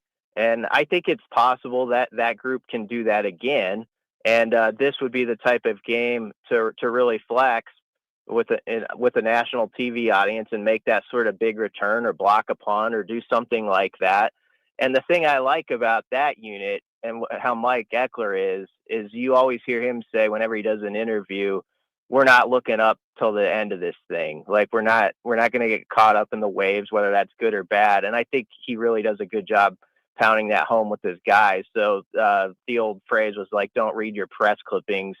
Doesn't really apply as much anymore, but I don't think they're doing that. So that gives them a chance. And then, it was good to see a couple takeaways pop up, even though Preston Stone served one up on a platter. I don't know if he didn't see Javen right behind the official or what, but the Donovan Jones pick and that they've kind of been in a drought there. So you get a couple picks. Let's not forget a year ago was Jaden Maeva's first start, and he's grown a lot, I think, as a quarterback since then. He's like 8 percentage points higher, completion percentage and all that. But he threw 3 or 4 balls that Nebraska, frankly, just let slide through their hands, and they ended up as big USC plays. That was really the difference in that game. I do think there's going to be an opportunity or two where he'll take a chance, and Nebraska's DB's got to cash in this year. So let's go to the other side because, and one other quick note, USC is the worst team in terms of kickoff coverage. They've allowed this year, they're last in the Big Ten. They've allowed 28 yards per kickoff return. So hello, Kenneth Williams, possibly on Saturday night. I think fake punt and I think a long return may be in the mix for Nebraska. But let's talk about the offense. I would love for Nebraska to go under center and run the ball and play smash mouth football and run the ball until they can't run the ball anymore. But I know that Bryce Underwood threw for 207 against USC. CJ Carr didn't really have to throw the ball, but some guys have had success throwing the football against them. If you're sitting down with Holgorsen today after the presser and say, okay, Dana says, hey, BC, what should we do? What do you think? Because the weather's going to feel like Big Ten football. Yeah. Mm-hmm. What do you think Nebraska does offensively to have success in this game? Well, I mean, you have to have a good mix. It's not as simple as just run the ball, as much as you want to say that. But I do think last week you saw sort of a shift toward number 21 is figuring out ways, even when there's nothing there, to get some positive yards for you on some of those plays. I mean, that 3rd and 2 on the first series of the game this Saturday, where he got 4 yards, that was that's an incredible 4 seconds if you watch like his footwork and how he's actually backwards at one point, and he still gets 4 yards and moves the chains. And I would just look at some of those plays and think, you know what, this is a guy that has shown over the last month he's going to get you in 3rd and manageable probably for the most part if you give him a chance, and just don't lose that idea and stay patient with it. That's all I say. You know, I grew up in a spoiled era around here where Nebraska just dominated running the football. And the thing about it, though, that I do appreciate was there were games, even when Nebraska was great in those years, where they would not run the ball well in the first quarter. For the first quarter and a half, it'd be kind of a tough deal for 2 or 3 series. But there was a patience in, like, we know this guy can get this done or our line can get this done. And I just think, in a way, that always needs to be transferable no matter what era you're in, to have that patience with, like, who's our best guy, who's getting us in down and distances that we can win at. And Emmett's that guy. And so just always have that in your mind, even if you do want to take your shot on a first down on occasion. You come back to that idea, I think. Brian, obviously you report on college football, but I know you watch the NFL plenty. And I think a big progression for Nebraska football is getting guys to the league. You look at this roster, how many players do you think currently right now playing are draft picks? And is that more or less than what you expected heading into the season? That's a good question, Matt, because I honestly haven't given thought yet to the guys that are coming out, like who, so it'd be a stupid answer on my part to just say it off the cuff, like who could get picked. I think the question really, though, that I wonder, I do think the talent's gone up. I'll start there. Okay. But I think it's now a question in this day and age, can you keep the guys in your program, you know, in this weird era we're in, run it back the next 1 or 2 years and have them develop to see it through, and then develop them as they think they can. Like that's the thing they really take pride in as a staff, as being that type of program. And if you look at Nebraska's roster, it's very limited on juniors and seniors. Actually, it's all kind of sophomore down, ways to scale. And so I do think there's a lot of guys that when you look in there, like Isaiah Hunter is a 3rd-year sophomore. I think that's a guy who could do something at the next level. You know, we'll see what happens with Dane Key, but what I appreciate about Dane Key as I think about him specifically, and you heard it the other day, is he has blocked and done a lot of stuff on film really well, even though he hasn't always had the numbers. And so I think that's a good thing that they've got going with guys, is even their transfers who maybe thought they were going to have more numbers. There's a understanding of, hey, if I put stuff that's good on tape, even if it's not going to contribute to 1,000-yard season, that's still useful for me and that's useful for this team. And like a guy like Dane Key is a good example of that, buying into it. Red zone offense, yay or nay in this game? It has to be a yay. I mean, if you're looking for encouragement, they were 3 for 3 on touchdown red zone percentage last game.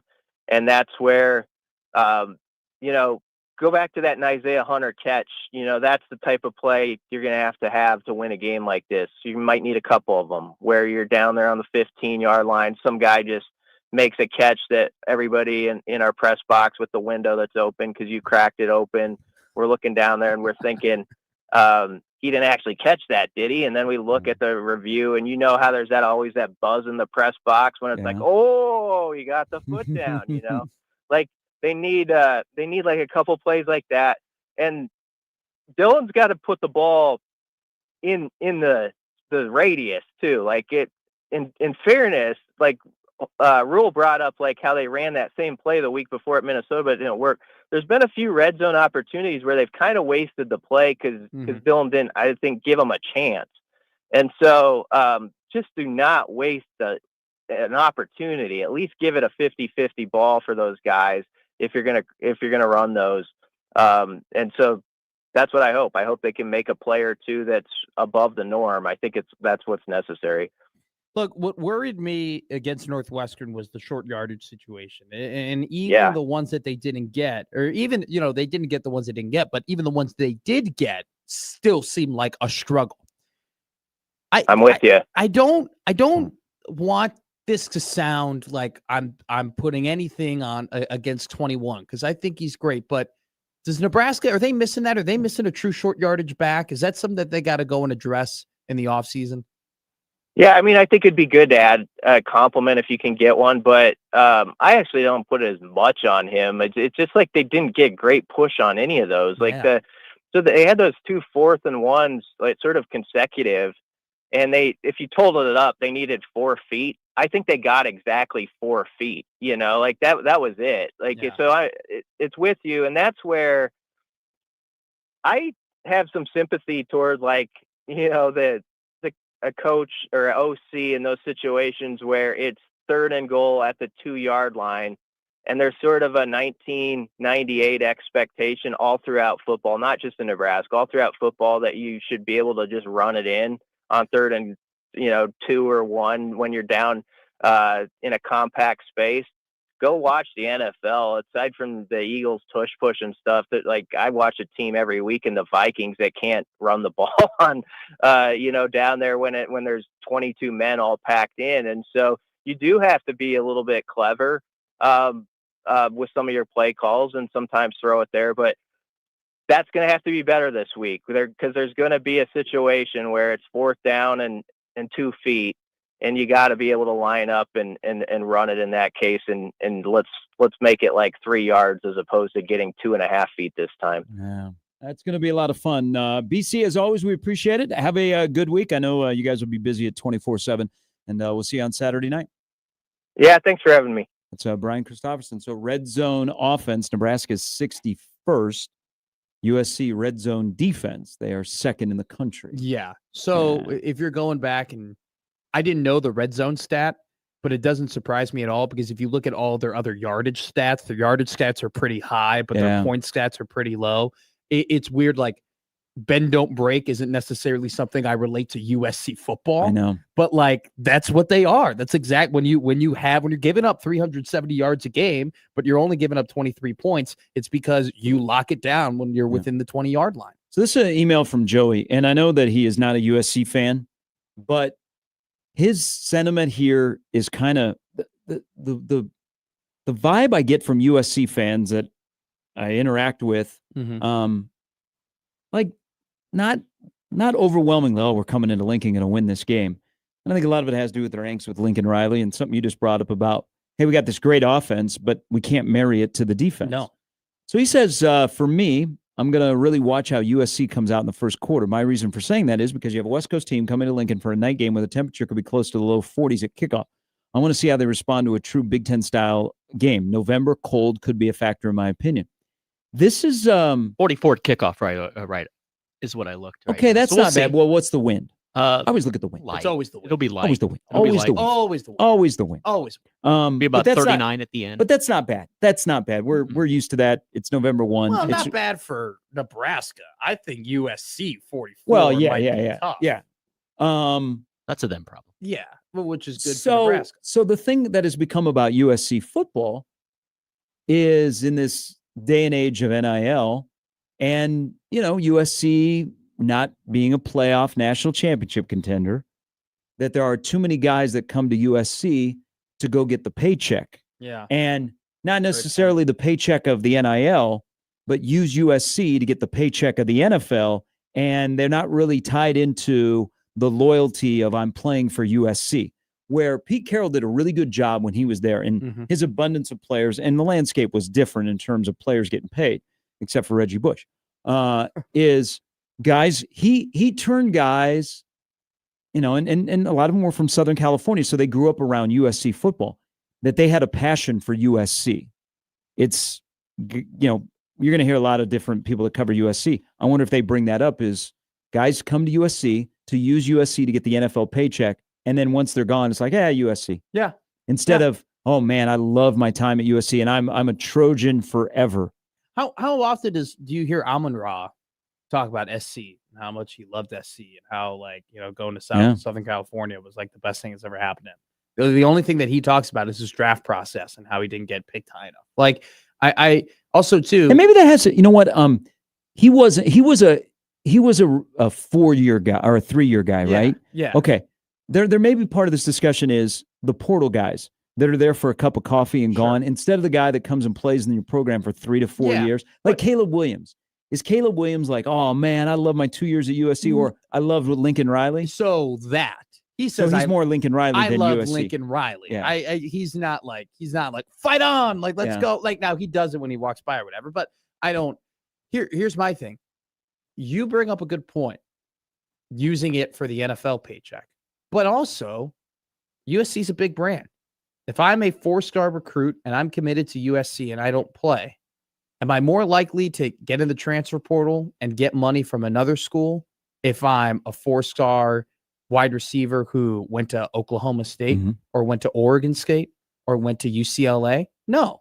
The fact that I'm a USC wide receiver, the fact that I went to that traditional program, Branch, who's now at Georgia, it makes me, even if I didn't do anything, even if I wasn't this great player, it makes me a little bit better than if I went to, Utah or if I went to BYU. That's just a fact. So it's not just using it for the NFL paycheck, it's using it for your next team's paycheck. They're an interesting football program right now. They're 5-2. Yeah. But they have Nebraska, they have Iowa, they have Oregon. So their path to the playoff actually is still alive, even though that Illinois loss sitting on the ledger is going to be tough. They're and what we've thrown out there about being the top offense, SP plus efficiency, but having middle of the pack defense. When this season is over and guys go their separate ways and you redo your roster, they are number 1 in the country in the recruiting class for 2026. But I'm not surprised about that. Sure. They have 35 commitments. That's wild. In their class of 2026, 35 commitments. They have 2 5-stars. They have 1, 2, 3, 4, 5, 6, 7, 8, 9, 10, 11, 12, 13, 14, 15, 16, 17. They have 17 4-stars. Good Lord. I can't answer this question. Maybe you can, but I would love to ask this question to somebody who is very tuned into USC. USC under Lincoln Riley. Mm-hmm. Are they a team with a culture, or are they a team with a ton of talent and a super smart head coach? Because I think there's a difference. Okay. I think there's like when you have team culture, when you have guys fighting for each other, when you have guys putting their hand in the dirt, they're brothers and they believe in their coach and they love their coach. That's one thing. It's another thing to be like, oh, we're just bigger and we're just faster. And we got a guy who, maybe I don't necessarily love him, but he's smarter than everybody else. And he's going to put us in the best situations. Like, I think there's a difference between being super smart and being talented and actually having a culture. That's a question I would ask. I don't know the answer to that. Well, he's not on Fox anymore. He hosts a talk show in LA, but he played at USC. Petros. Yeah, Papadakis. He'd be like their Friday night guy. He'd do like Pac-12 games. Okay. But he played at USC. After the Notre Dame game, he went on his show and criticized the soft culture. And there weren't many former players that were pushing back because he not only talked about the soft culture of playing the game with the right mindset, but also he was on the heels of USC possibly departing from the Notre Dame rivalry. Sure. So they've had a week to sit on that. And he wasn't the only one. There were others that came out and said, yeah, I don't know if this group is tough enough to win these kind of games. Well, they're going to play a Big Ten smash mouth weather type game. Will it be Big Ten smash mouth football? And it would be a bad look if the West Coast team could play it better than the Midwest team. Yes. Yeah. Yes. When we talk about the how tough the transition is going to be for West Coast teams in the Big Ten, it's literally for games like this. Like it is outlined. It's November in a Midwestern state where it's going to be cold and windy. Yeah. That's adds the question is, when you get into the month of November, are you built focus and physicality from September to November in my book, but are you built to win in November? Running the ball, stopping the ball. Yeah. And also depth because there are injuries. Well, everybody's banged up. Yeah, well, Nebraska on the offensive line of tackle. I like to think that I know a lot. Just imagine we had a trade deadline. I like to think I know a lot. Here you go, back at it. How great would that be? I don't like it. I don't want that to happen. So Segrin doesn't pick up your phone. He's like, I'm not coming back to Nebraska. You guys are crazy. I don't want to talk about sending a 19-year-old halfway across the country. All of a sudden, you call Penn State and you say, hey, we'll make a trade. No. Yeah, your season's over. No. We need a tackle. No. Sure. We've already opened up 8 Pandora's boxes in college football. That'd be just a whole other level. Andy Kendi will join us here in a little bit on 1620 The Zone.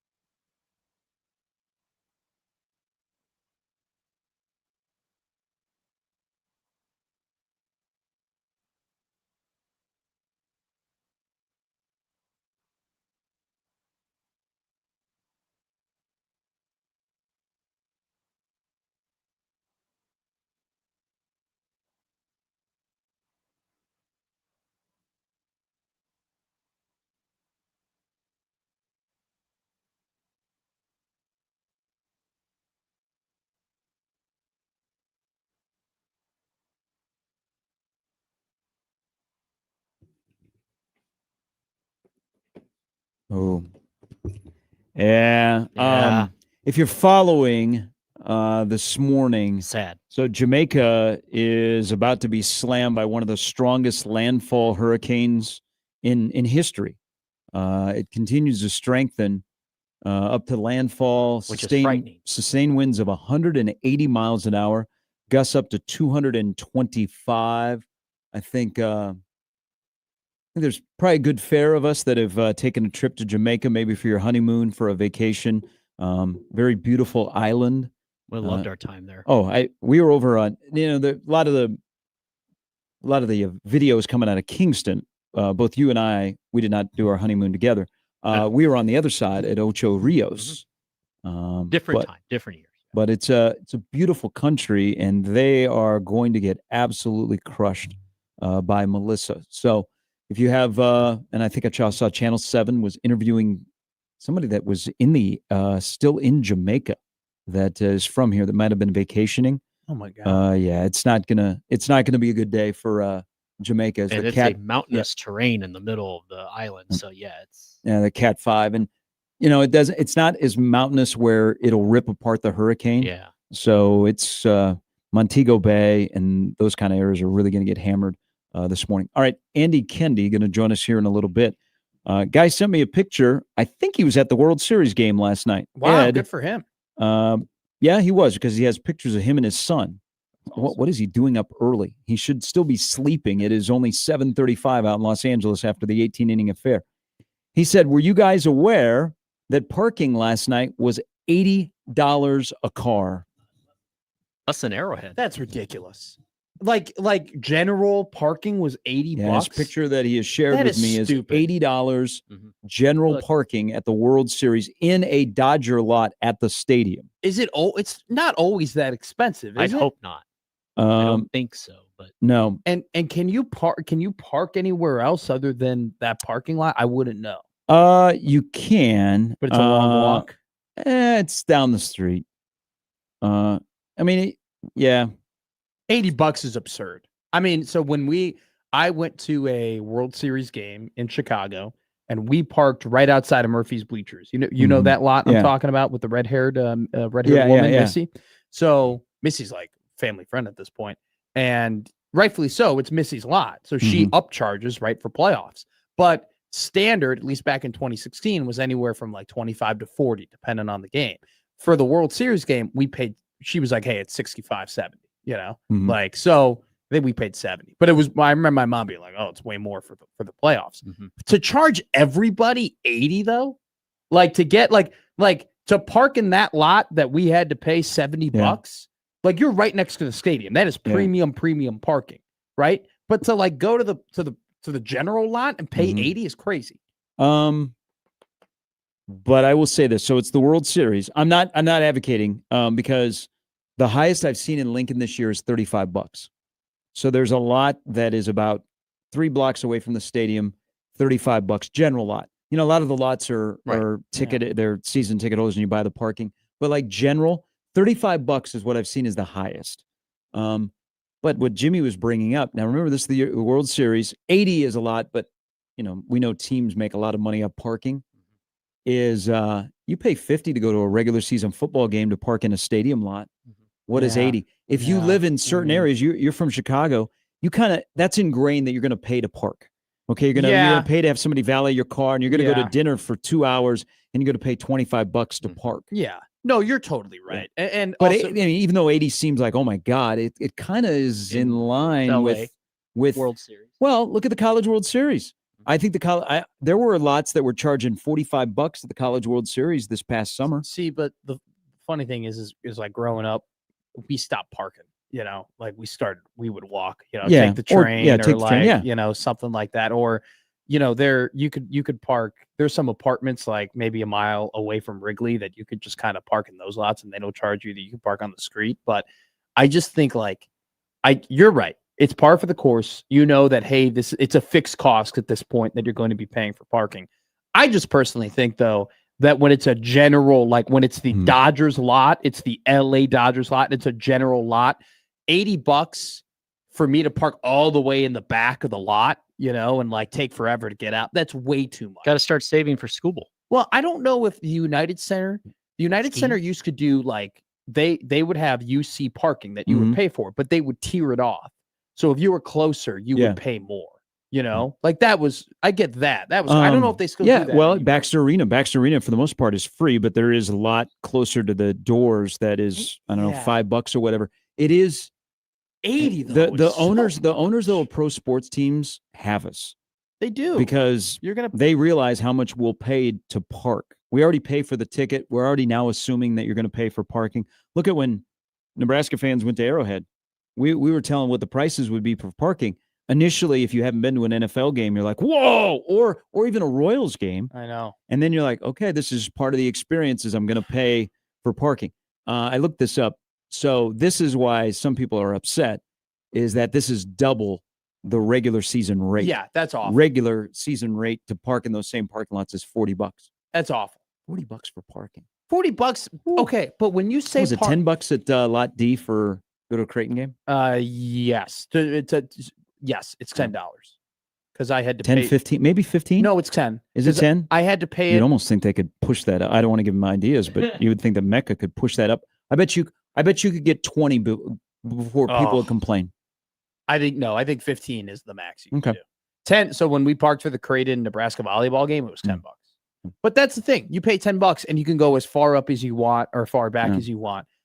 To double your prices because it's the playoffs, aren't you supposed to reward like your fans for making them like? Isn't it supposed to be a celebration? Isn't it supposed to be? Not how it works. I know, guys. All rich people come park your cars. I'm going to soak in that cash. Just don't bring cash. Andy Kendi. Big. I think today is the day. They got a big day at KTV. I felt bad when you tried relating to me. Like you're like, hey, growing up, about parking, and I had to be like, well, let's say you drive downtown. Yeah. Okay. Oh God, you gotta get Spot Hero. You gotta get that app because those meters. You drive downtown, you try and park at a Chicago meter. You're there for 2 hours. You're probably paying 40. Seriously. I think we're just used to going to sporting events. You're going to pay no matter what. But probably like 2 to 4 hours. You're paying like 40. Yeah.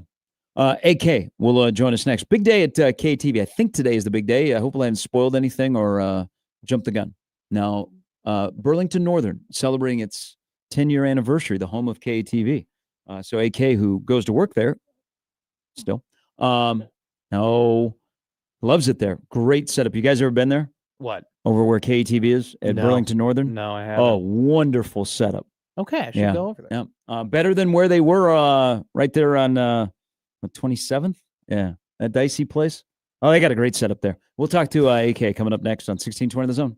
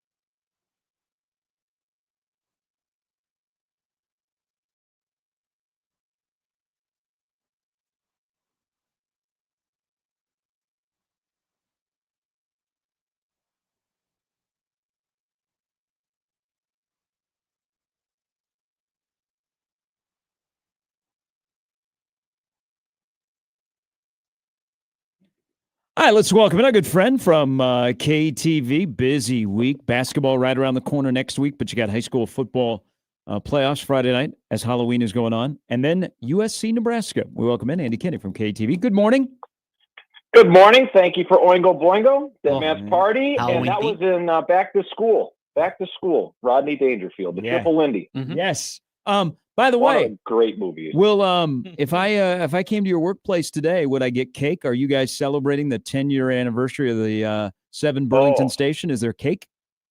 Are we ever? And not only that, thank you for reminding me. Tomorrow we're doing a celebratory television program at 9:00, I believe, Oh, wow. on KETV. A 1-hour look back at 10 years of Burlington Station. Yeah, How about that? Well, that Cool. I think I've had the Cool. opportunity twice to come in there. You were never there. Sounds Par for the right. course. Sounds about right. But Yeah. from what that building looked like before KTV moved in there and what you guys have done with it, man, what a great workplace.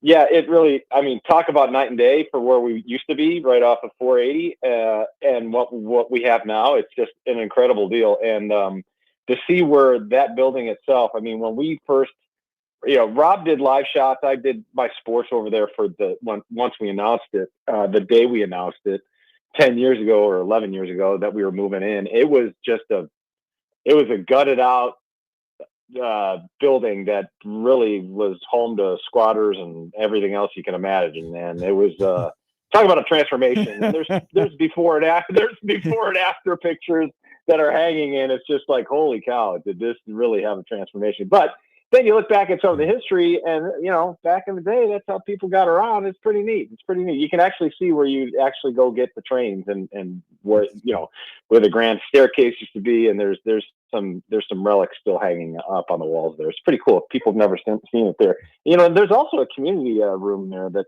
is open for really anybody. Oh, wow. It's like a conference room. In fact, my daughter Sammy had a graduation party there for high school. Talk about Don Juan coupon. It was very affordable. It was actually free. So yeah, it's actually a pretty cool space. It probably if you have a small gathering, about 20 people, it's perfect. So there you go. AK, you have an all-star crew of people who broadcast and capture video for high school football. I think Matt Satilli is the best follow in all of Nebraska media right now, just in terms of pure comedy. And then I saw Lauren at the Elkhorn South Papio South game. She was telling me, you're not leaving the station on Fridays anymore. How much fun have your Fridays been just chilling at the station? Except for this past Friday. Wait, what happened this past Friday? Well, okay, it's kind of a long story, but I'll bring it out. I'll kind of condense it. So, with my back issues, I'm no longer allowed to hold a camera, right? I can't. It is health related that I can't go out and shoot. I will say, Friday nights take on a different feel now. It's actually different. I don't know if I like it better because that was part of the fun, going out and talking to people and covering games and scrambling from one game to another. And I'll tell you, Matt and Lauren and I have talked about it. Some of the best, conversations and stuff are like talking to the chain gang guys and talking to people on the sidelines of games. And that's really kind of where you get the feel of, hey, here's a good story idea. If you're ever thinking about such and such, this is a good feature. That's where you really pick up stories. So this, the last couple falls have been really kind of strange. So what I do now, try to pivot and make myself productive, is there's so many games either on television or live streaming. I search for a game that we can't get to, and I kind of follow those games along. So nice. That's what I do. This last Friday was not so fun because stuff kind of fell apart on me. I'll give you this is just an inside television thing. So, Matt, when Satilli does his pregame deal at 6, he sends back what we call a look live. It's on tape. Yeah. It's not really tape, but, for all intents and purposes, it's recorded. And then he sends it back and whatever. And so he was doing Ashland Greenwood gross. And so he sends it back. It runs at 6. Great. So then it gets to 10 o'clock and Matt sends a note in our little group Teams thing. Says, hey, I sent my night package. It just needs to, my game package, it just needs to be attached to the placeholder. Okay, great. Mm-hmm. So I'm running around it's the break in between after weather and sports. So I'm like, this isn't attached yet. I will attach it myself. Didn't have time to go into Teams, whatever.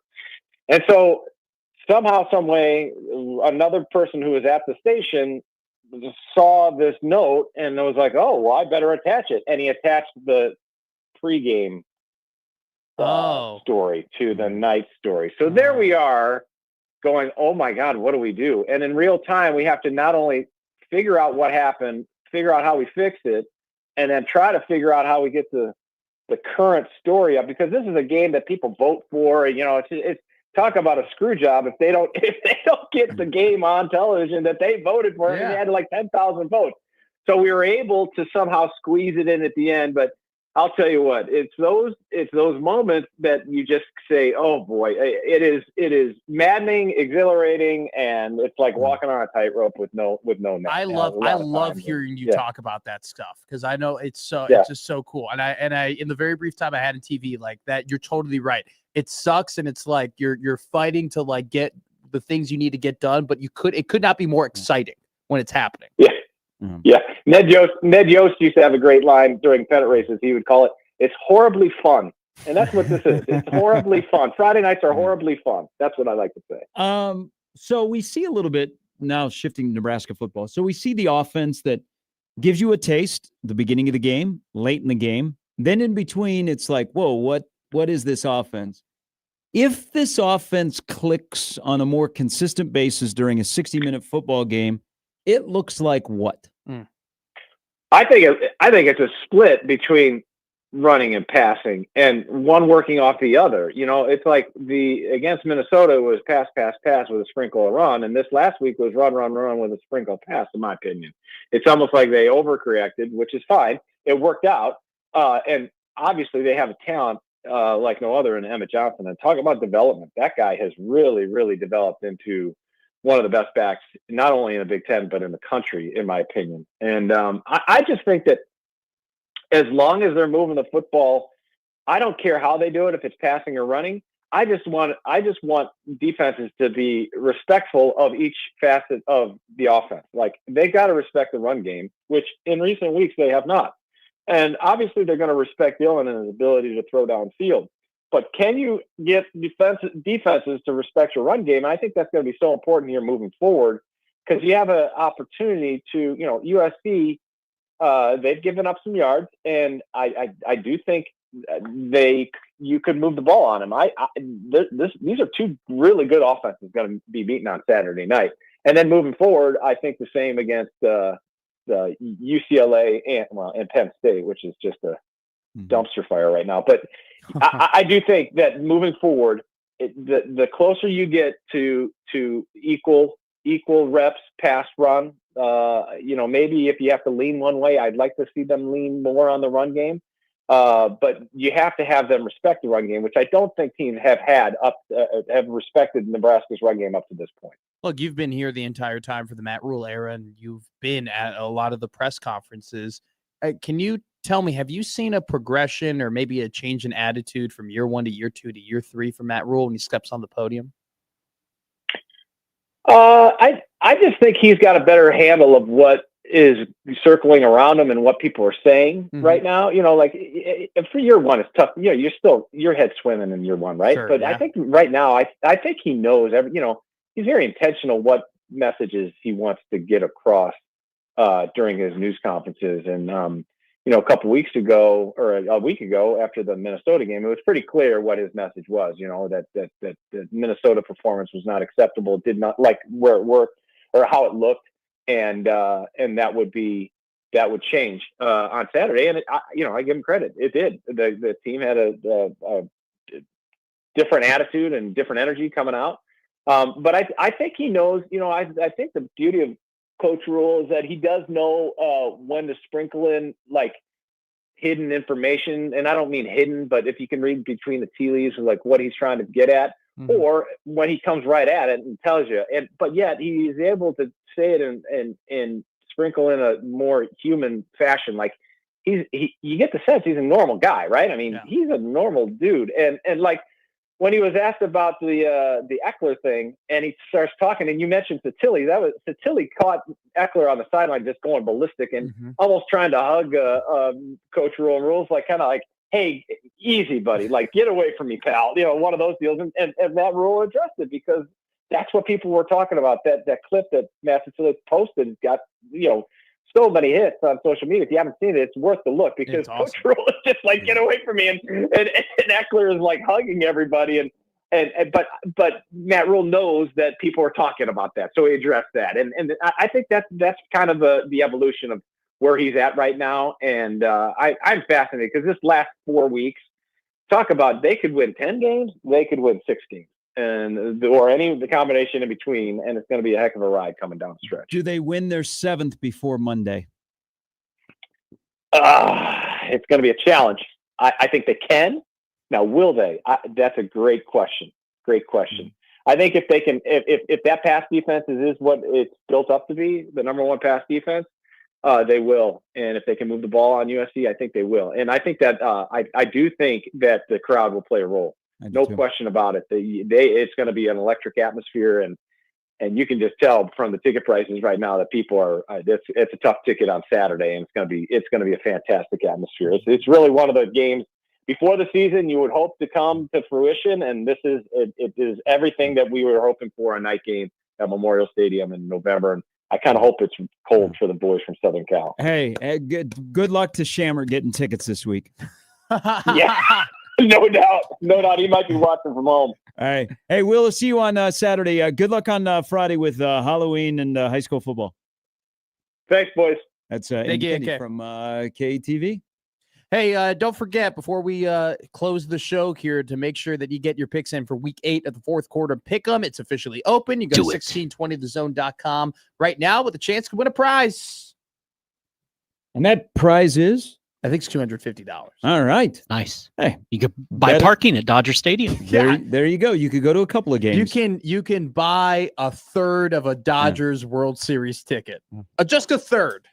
Save money for a Dodger dog. All right, crossover is coming up next. It's Coordinator Tuesday in Lincoln. Stay inside. It's raining all day. You got nothing else to do. But we do have World Series back again tonight. Game 4. What will it be like? Show is on the mound. The greatest of all time. Thank you.